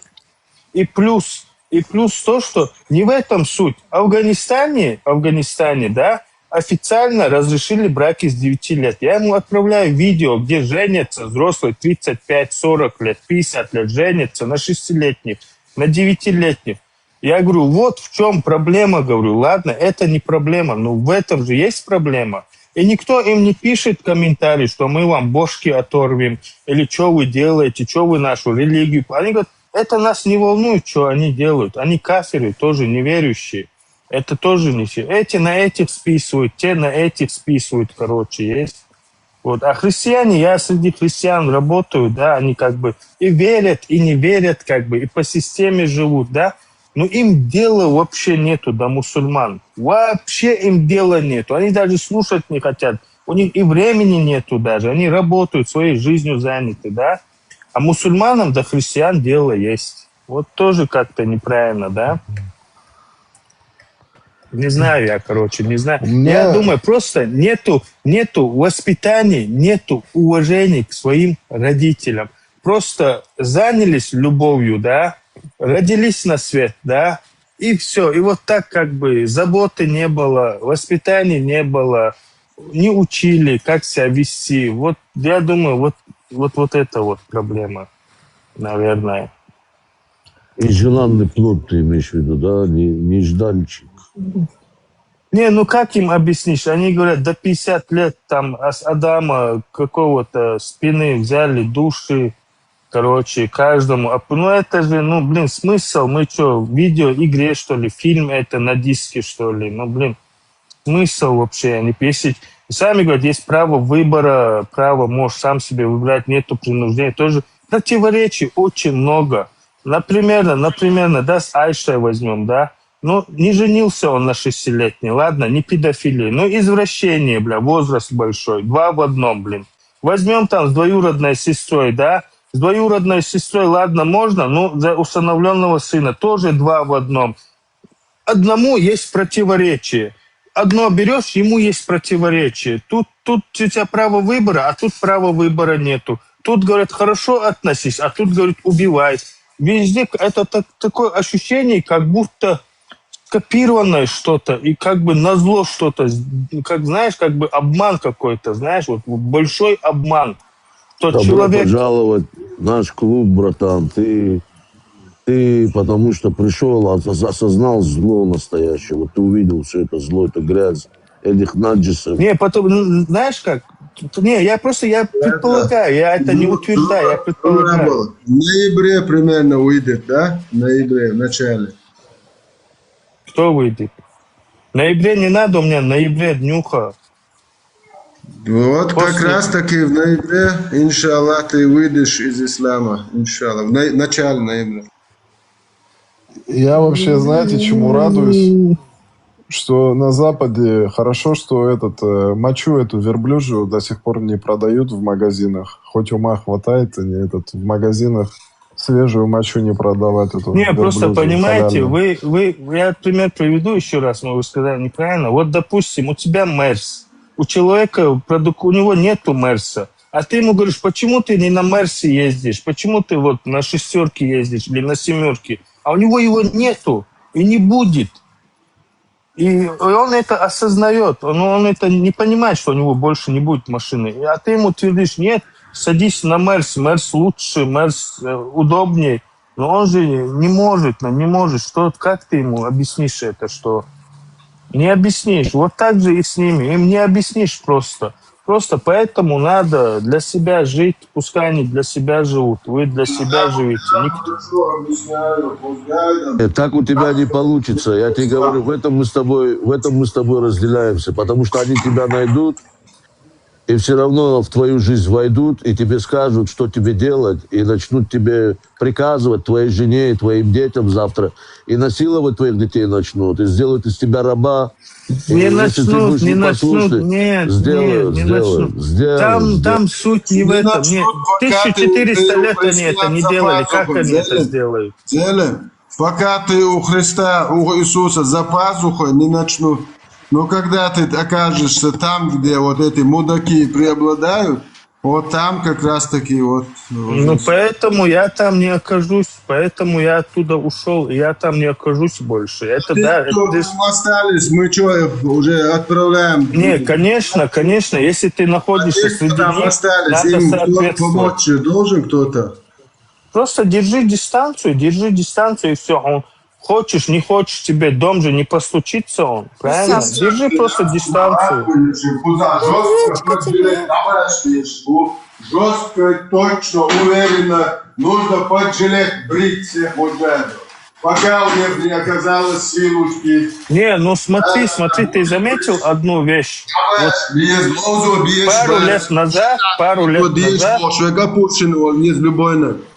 Да, вала, нету никакой шариата, не будет ничего. Тут власть рулит этих и тех, всех под контролем держат, понимаешь? Когда бараны закончились, надо новую партию баранов сделать. Тут они сами разберутся. Я говорю то, что у нас дома уже готовят.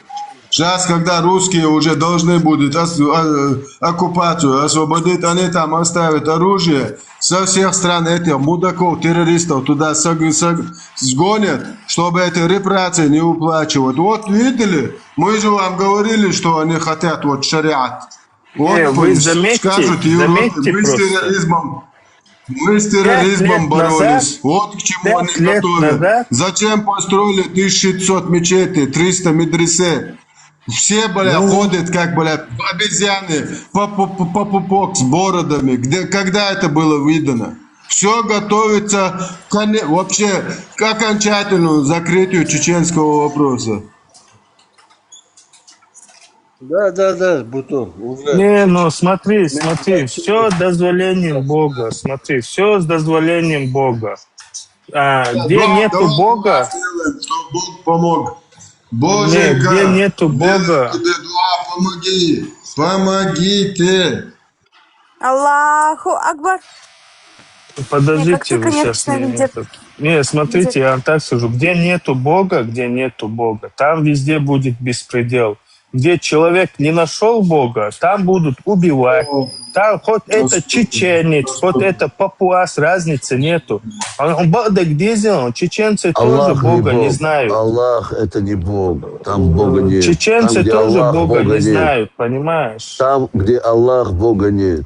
Аллах это не подожди, я сейчас опровергну слова босса. Смотри, я знаю такую историю в Чечне, которая произошла. Это произошла, у меня тетя живет в Чечне. И произошла такая история, что мужик женился на молодой девчонке. И она просто пошла в магазин, на кого-то посмотрела, и он ее убил за это. Как ты мне этот факт объяснишь, что... Секунду. Ну, послушай, она заслужила, потому что она вышла за убийцу. Кто ей виноват? Вышла сама вышла за него замуж, сама легла под ним, сама напросилась, но она вышла замуж изначально за убийцу. Вот, это исход. Наша мать Айша тоже попросила Абу Бакра, чтобы он отдал ее прямо в своем доме от Нихяха этому лучшему другу Мухаммаду. Сама напросилась Айша. Не, ну подожди.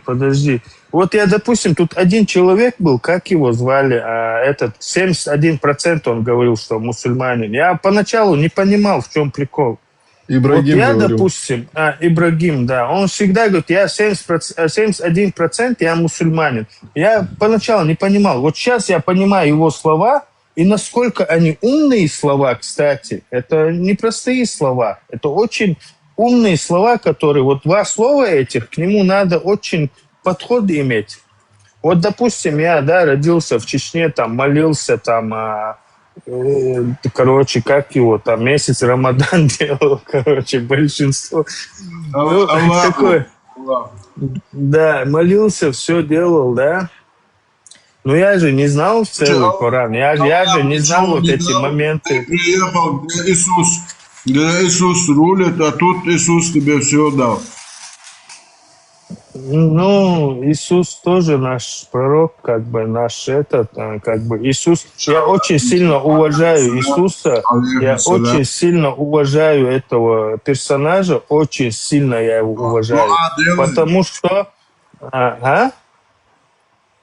Что делаешь? Иисус персонаж какой последний. Не, с Богом, да. Я уважаю этого человека, да. Он пришел, как бы проповедовал, как бы без греха, без жен, без ничего, нормально исцелял, мертвых оживлял. Подожди, босс, я зрением. Иисуса можно любить только за одно, что он из воды делал вино. Аллах Акбар. Подожди, босс, я прослушала. Ты сказал, что она сама в этом виновата. Как она может быть в этом виновата? Вот как тебе такие мысли вообще в голову? Подожди, хорошо, ее муж убийца? Но она же не знала об этом, когда замуж за него выходила. Извини меня, когда я с девушкой разговариваю, девушка сразу знает, ты нехороший, ты слишком такой-сякой, я с тобой общаться не хочу. Нет, хотя подожди, я муху не убил. я не согласна. Она не знала, что он убийца, он ее просто убил. А ты говоришь, что нету насилия в тех странах, где Бог есть. Везде есть насилие, и у нас патриарх Кирилл в России держит сеть магазинов, которая называется «Красное и белое». Там просто рабские условия труда.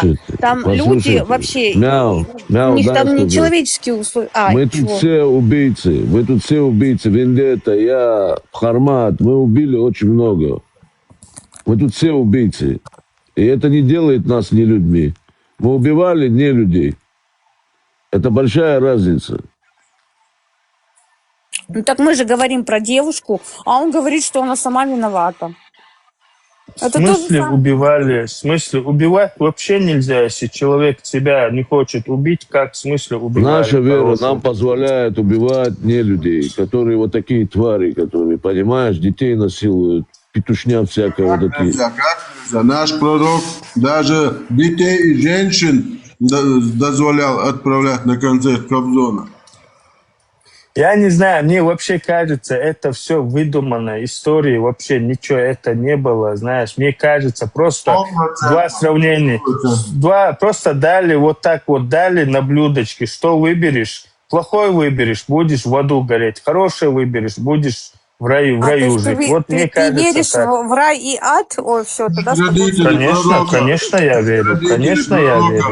Я верю, да. Не утверждать, для вас не утверждать. Я верю, да. Босс, ты уже в аду. Ты уже в аду, ты не понимаешь? А в чем были виноваты родители пророка, которым этот ислам не пришел? А Мухаммад даже за них словечко не замолвил. Отправил их в вечный ад вместе с Аллахом. Послушай, они не уверовали, они язычниками были. Я сейчас как мусульманин ответил. Не уверуют, если Мухаммад только в 40 лет узнал, что он пророк, в кавычках. Я это все знаю. Слушай, Его родители умерли. Послушай, я тебе так скажу. Когда я эти все моменты от этого Пармата слышал, там, от других слышал, От этого да, не надо в третьем лице. Подожди, я вот не заткни свой рот. Подожди, в третьем лице, когда человек присутствует на эфире, не надо говорить. Это неуважение ты проявляешь, понятно тебе? Да, Не надо в третьем подождите, лице. не переходите В на третьем личности, лице. пожалуйста. Вот. Пожалуйста, А что я Он на сказал? личности Не перешел. Подождите, Кто подождите, перешел? он не русский, он не знает, он имеет в виду вот здесь, короче, сидящего, может не выражаться как бы. Это А не что его я родной сказал? Я язык. вообще не догнал. Я не догнал. А что? Нельзя говорить в третьем лице о человеке, когда он присутствует в какой-либо комнате или присутствует в месте, где ты тоже сидишь, понимаешь? Почему нельзя? Я пример хотел Нельзя, привести. это проявление неуважения. Надо русский язык хорошо знать. Я вообще тебя не понял, конечно. Вообще не Ты догнал, не о чем понял. ты. Ну, В смысле, в третьем лице нельзя говорить в третьем лице о человеке, если он присутствует, если он участвует в разговоре. а или он что, сидит здесь. когда его нету, надо? За плечами надо говорить? Типа, я вообще тебя Нет, не ты не понимаю. понял. Ты не понял. Ну, В я третьем говорю, лице когда нельзя я говорить. слышал, когда он говорил Эти тут все, вещи, ты говоришь, эти все парматы, эти все, не надо так говорить. Это упоминание нет, в третьем лице. Понимаешь? подожди, я имел в виду, когда ты фильм смотришь, когда фильм начинается, там, начало, ты же не понимаешь середину, когда вот фильм закончится, когда пишется конец, тогда ты полностью этот фильм понимаешь. Я Причем вообще здесь не догнал, о конец? чем. Ну, Я не тебе, догнал, я не вообще догнал. хотел пример Хорошо. привести. Доча, иди на руки к папе. Дядя нехороший, иди сюда. Иди ко мне, я тебя успокою. Да, иди, дядя, иди, он тебя там нормально, как тебе надо будет, так тебе и сделает, короче. О, зачем ты сейчас добавляешь от себя? Это доча моя. Иди к папе сюда. Успокойся, не надо там лишнее. Не надо в третьем лице о людях говорить, когда они здесь Я находятся. пример приводил. Я имею в виду, когда Пармат это все рассказывал про религию. Ну так и говори, они эти так не Сейчас говорят. ты меня разозлить хочешь, ты меня сейчас вывести на эмоции хочешь, я тебе Нет, по-человечески вообще нормально не с тобой хочу, мне вообще разговариваю. это не Ты интересно. не умеешь, подождите минуту, подожди, ты не умеешь красиво отвечать на вопросы. Ты должен был сказать, когда я говорю о Пармате, саллаллаху вассас, я не могу напрямую говорить о нем. Это наш светило, глыба ислама, последний пророк усатый, Аллах. Вот в таком ракурсе. Ладно, делайте, что хотите. Мне вообще барбер, если честно. Я так зашел чисто поговорить чуть-чуть, свои 2 копейки вложить. А так не вообще барбер. Делайте, что хотите. Нормально. Ты поговорил сегодня, братан. Нормально. Да, Все, да. мы тебя поняли. Спасибо, что дали слово. Вам тоже, всем хорошим людям. Удачи. Заходи, братан, заходи. Просто недопонимания везде бывают. Знаешь, там это ерунда. Уже вначале видишь, 100%, иншаллах. Сегодня ты уже стал, вот как ты сказал, вот этот Ибраим, тебе сказал на 71% ты был, вот там, а сегодня ты уже на 50% нет, даже ниже, вот уже, ты уже на 40% не мусульманин. Рассуждаю.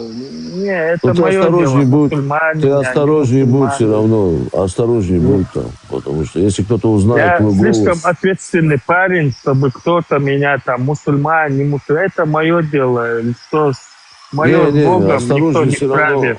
Осторожней будь все равно. Ты же знаешь, там разные бывают, что там по голосу узнают тебя, там это, туда-сюда.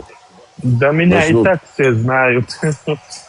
Меня не надо по голосу. Не, я понял. Ты Я там, не скрываюсь, меня все знают. наверное, О тебе заботятся, таком... проявляют заботу, а ты ее отталкиваешь. Так нельзя тоже. Осторожней будь. Да, за собой смотри. За собой Какой смотри. характер у человека? Во. Я вообще, знаете, как сплю? Я вечером беру свой матрас, подушку, полицейский участок иду, и те, кто на дежурстве, я к ним под стол залезаю, массаж делаю их ног, чтобы они меня охраняли. А так ночью я дома не сплю. Видишь, ты так спишь. Потому что А я, мусульманам знаешь, как... можно нападать на спящих. А смотри, ты знаешь, как я живу? Просто смотри, мое имя скажут любой в этом городе, да, и любой ему укажет пальцем, где я живу, где я работаю, понимаешь? В каком городе? Каком? Это не Каком, проблема, скажи. это Варшава, Как? Варшава. Это Варшава, самый грязный Да. город в Европе. Почему самый грязный Потому город? что. Самый чистый город, почему? Ужасный Ты была в город. Варшаве? Была. Ужасный город. Так, Отвратительный. почему? А что тебе не понравилось? Мне не понравилось, там грязно.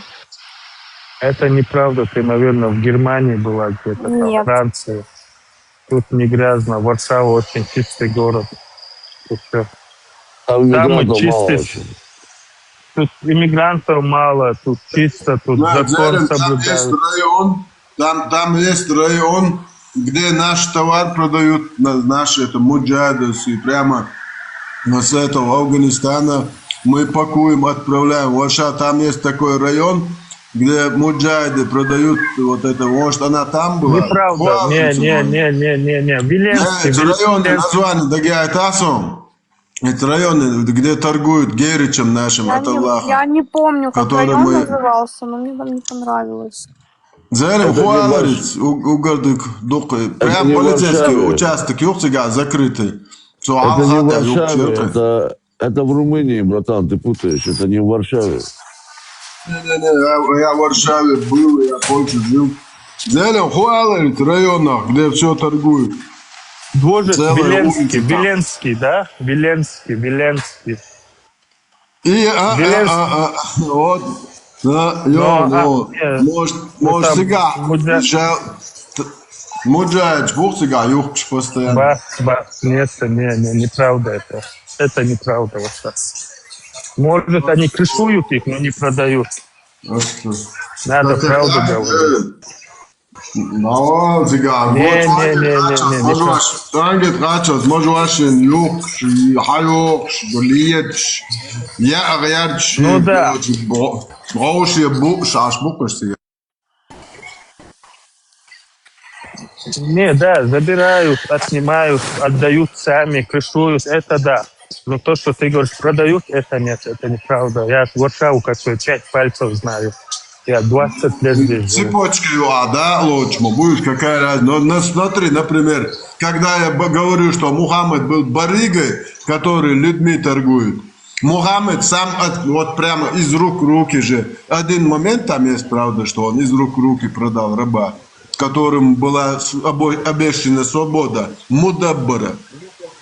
То есть после смерти хозяина, этот хозяин обещал ему свободу. Мухаммед позвал этого раба и толкнул его тот же день за 800-900 дирхемов. И тем же самым вот эти, кто там крышуют, они являются как Мухаммед барыгами, потому что они всем этим заправляют. Какая разница? Не, ну смотри, вот 95% возьмем, или 95% все чеченцы чистокровные, нечистокровные, чистокровные даже еще больше. Они любят эту религию, они хотят в этой быть. Хоть ты им скажешь, хоть ты им покажешь, хоть ты им обратно скажешь, они не признают это. Не. Они ни хрена никакую религию не любят. Они не делим свободу. Они любят сказки, которые муллы балаболы им рассказали. А когда ты им про религию начинаешь, они тебя сажать готовы. Это не может быть, пошел ты хунядин, мы тебя найдем. Если бы они любили эту религию, они бы сказали, нас это устраивает. Нет, я же много с людьми общался лично по телефону. Мы вместе эти хадисы искали, рассуждали их. Ты знаешь одного чеченца, который говорит, что... Подожди, ты знаешь одного чеченца, который говорит, ну и что он спал с Айшей с 9 лет? Да, ну и да. что он Ни спал одного со своей знаю, двоюродной? много знаю. Да, много знаю, ни одного, много знаю. Иш нохче бацо, асуэса так больше Они говорят... так гяцкие и оба И что Бахцан, и что у него привилегия, а кто не хотел бы? Бог, то вот Аллах ему так позволил, он пророк, у него преимущество. Они так и говорят. Ой, как так, вот так, вот так. Я таких чеченцев не знаю, если честно. А я таких очень много знаю, поверь мне, очень много. Очень много, baba. Abu Bilal, wol çoğun atı, çoğayıl, otayınmış, kaytan, цара, и что бар, шавега маватиш. Абу Билал, ты был, sen 100% лично вербат. больше был, sen лично больше был, нах, будет куда мы бойзе, нах, я много тут людей знаю. Я с ними разговаривал часами, мы обсуждали эту тему, да. У меня в Америке, босс, вот я тоже добавлю 5 копеек. Да, в Америке у меня приятель был, дават мне делал, чеченец один, как бы. Ну, парень хороший и все такое, как бы. Но он постоянно даватом, как бы, ко мне лез. Przepraszam, pan tędy wyszedł, mogę paragon poprosić? Да, и еще, короче, купил он... то, так? Вот там тенды есть. У него кредитки, короче, все там использованные впритык были, там, на 5-7 тысяч, короче, этот... Вообще же, по Корану же, Аллах же войну этот объявил этому кредиту, Кому он, короче, а кому он войну ростовничество. не объявил? Вот мне интересно. Он, что интересно, я наблюдал, короче, за ним. Он постоянно у него вот этот все эти шейхи, короче, популярные, на всю громкость, чуть ли, ну, не на всю улицу. У него там приус, короче, и прям вот даже окна закрыты, короче, слышно там на всю улицу, как этот шейх разговаривает там. Постоянно там о богобоязненности разговаривает, о всех этих вещах, а кредитки у него забитые, короче, до отвала. Там... Наш пророк сказал, что вообще кредит – это такой грех, как будто совершить зинашку со своей матерью. Это вообще страшный, короче, наш пророк хадис оставил. И еще Зелем хотел, чтобы все поняли, все, кто слушает. Зелем, я не знаю, каких чеченцев ты вокруг себя там по телефону знаешь, но я лично ни разу ни одного чеченца, ни знакомых, ни которого я не знаю, который относится к какому-то роду тейпу, не видел, чтобы один из них сказал, что да, это нет. Как раз таки те, кто я знаю, и те, кто меня знают, говорят, что это какие-то евреи написали, что этого быть не может. Бухари муслима нахрен посылают. Да, открыто. Вообще, да мне похрен, кто им был, этот Бухари, говорят, пошел он нахрен. И это хадисы, когда ты приводишь, те, кто я знаю, и те, кто меня знают, ни один этот хадис не признают, ни аяты не признают, которых это PDF-файл дозволит. Очень многими я разговаривал, они все говорят, что именно ты и именно Пармот – это чисто работники ФСБ, которые выявляют людей, которые работают на российские. Да? Я вот, они все вот так говорят, знаешь. Алло. Слышно меня? Говорят, Ни одного я чеченца не знаю, который сказал бы, Виндетта нормальный парень или там Пармот нормальный парень. Ни одного я не знаю, ни одного я не встретил. Хотя я тоже, мне очень важно знать Бога. Для меня это очень важно. Все нормально, Хаятуеш, Ватцига. Подожди, это подмена понятий. Меня оставьте. Мы проверяем, нормальный ли ваш пророк PDF-файл или нет. Меня оставьте. Те, кто меня хотят и меня знают, со мной, они знают, нормальный я или нет. Кто я есть. Понимаешь? Я не должен каждому прохожему объяснять, нормальный я или нет.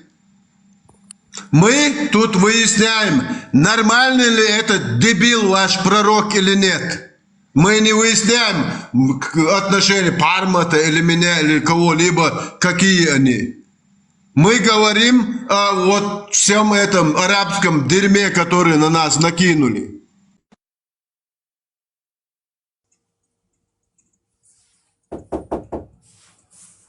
Кто такой смелый, а?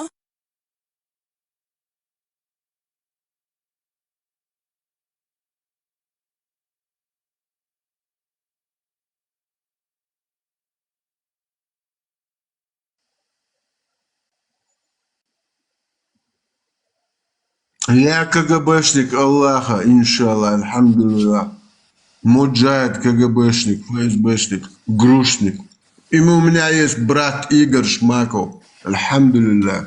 Ахлю сунна валь джамаа.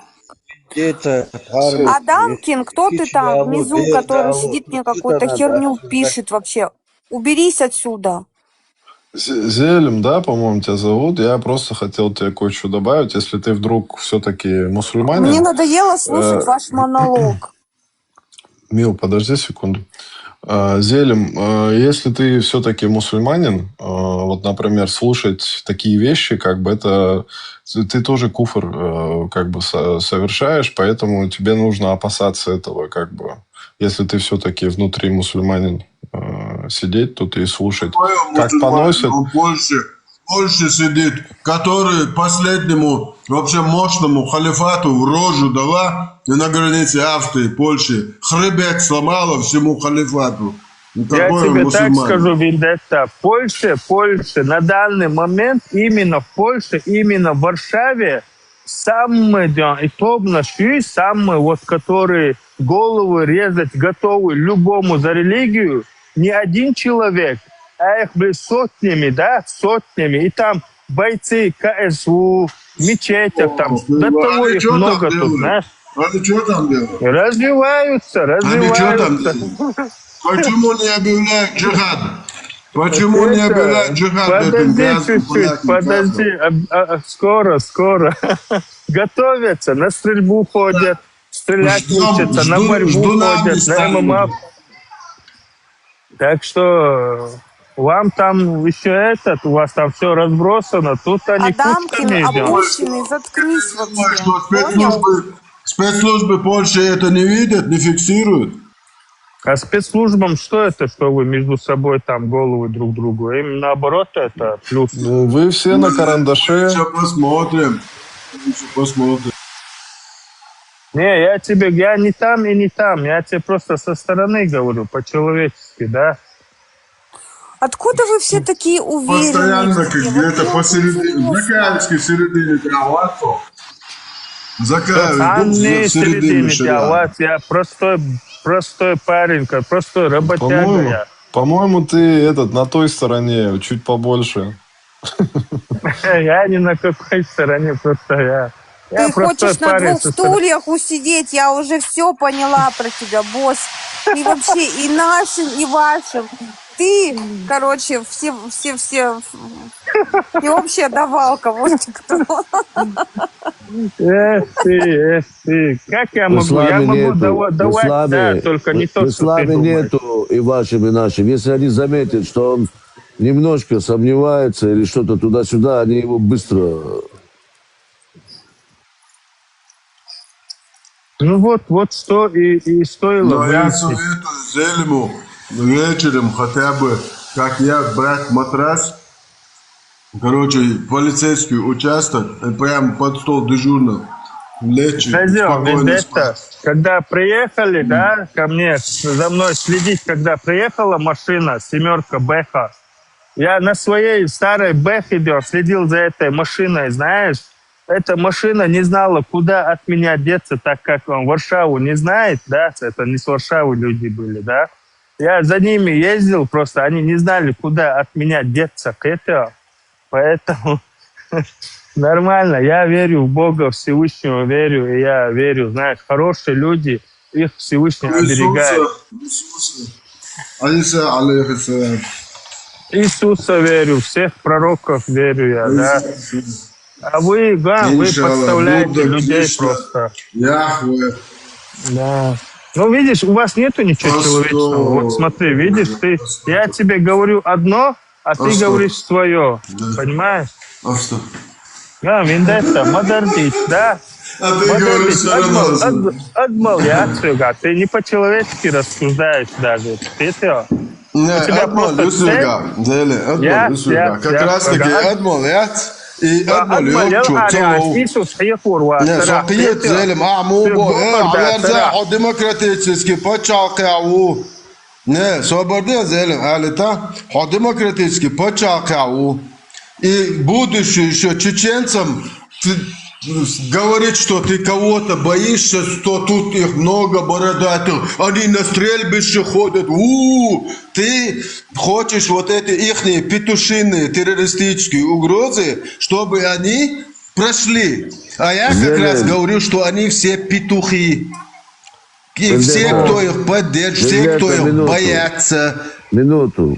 Не, ну ведь это ты лицо им так не сказал бы, да. Ты вот говоришь, что ты безопасностью занимаешься. Послушай, я в лицо, нет, я прямо в глаза говорю это каждый день. Многим очень. Я тебе говорю, вот и этим самым крутым. Ты просто не знаешь, кто я. Ты не знаешь, что у нас за организация. Ты даже понятия не имеешь, что мы делаем с такими, которые вот так вот себе просто... Это тебе в твоих вот фантазиях, что они крутые. Ты просто нас не знаешь. Ты по-настоящему не видел крутых людей. Да для меня никто не крутой. Кто на унитаз садится, очко свое напрягает, понимаешь, для меня ни один человек не крутой. Я тебе говорю, что ты не видел по-настоящему. Если ты считаешь их крутыми, ты не видел по-настоящему крутых людей. Зурулаба, подожди минуту. Зелем, вот так нужно разговаривать и с муджахидами, опущенные петушиные умы. Вот правильно, вот так нужно с ними разговаривать. Они на унитаз садятся. Алло.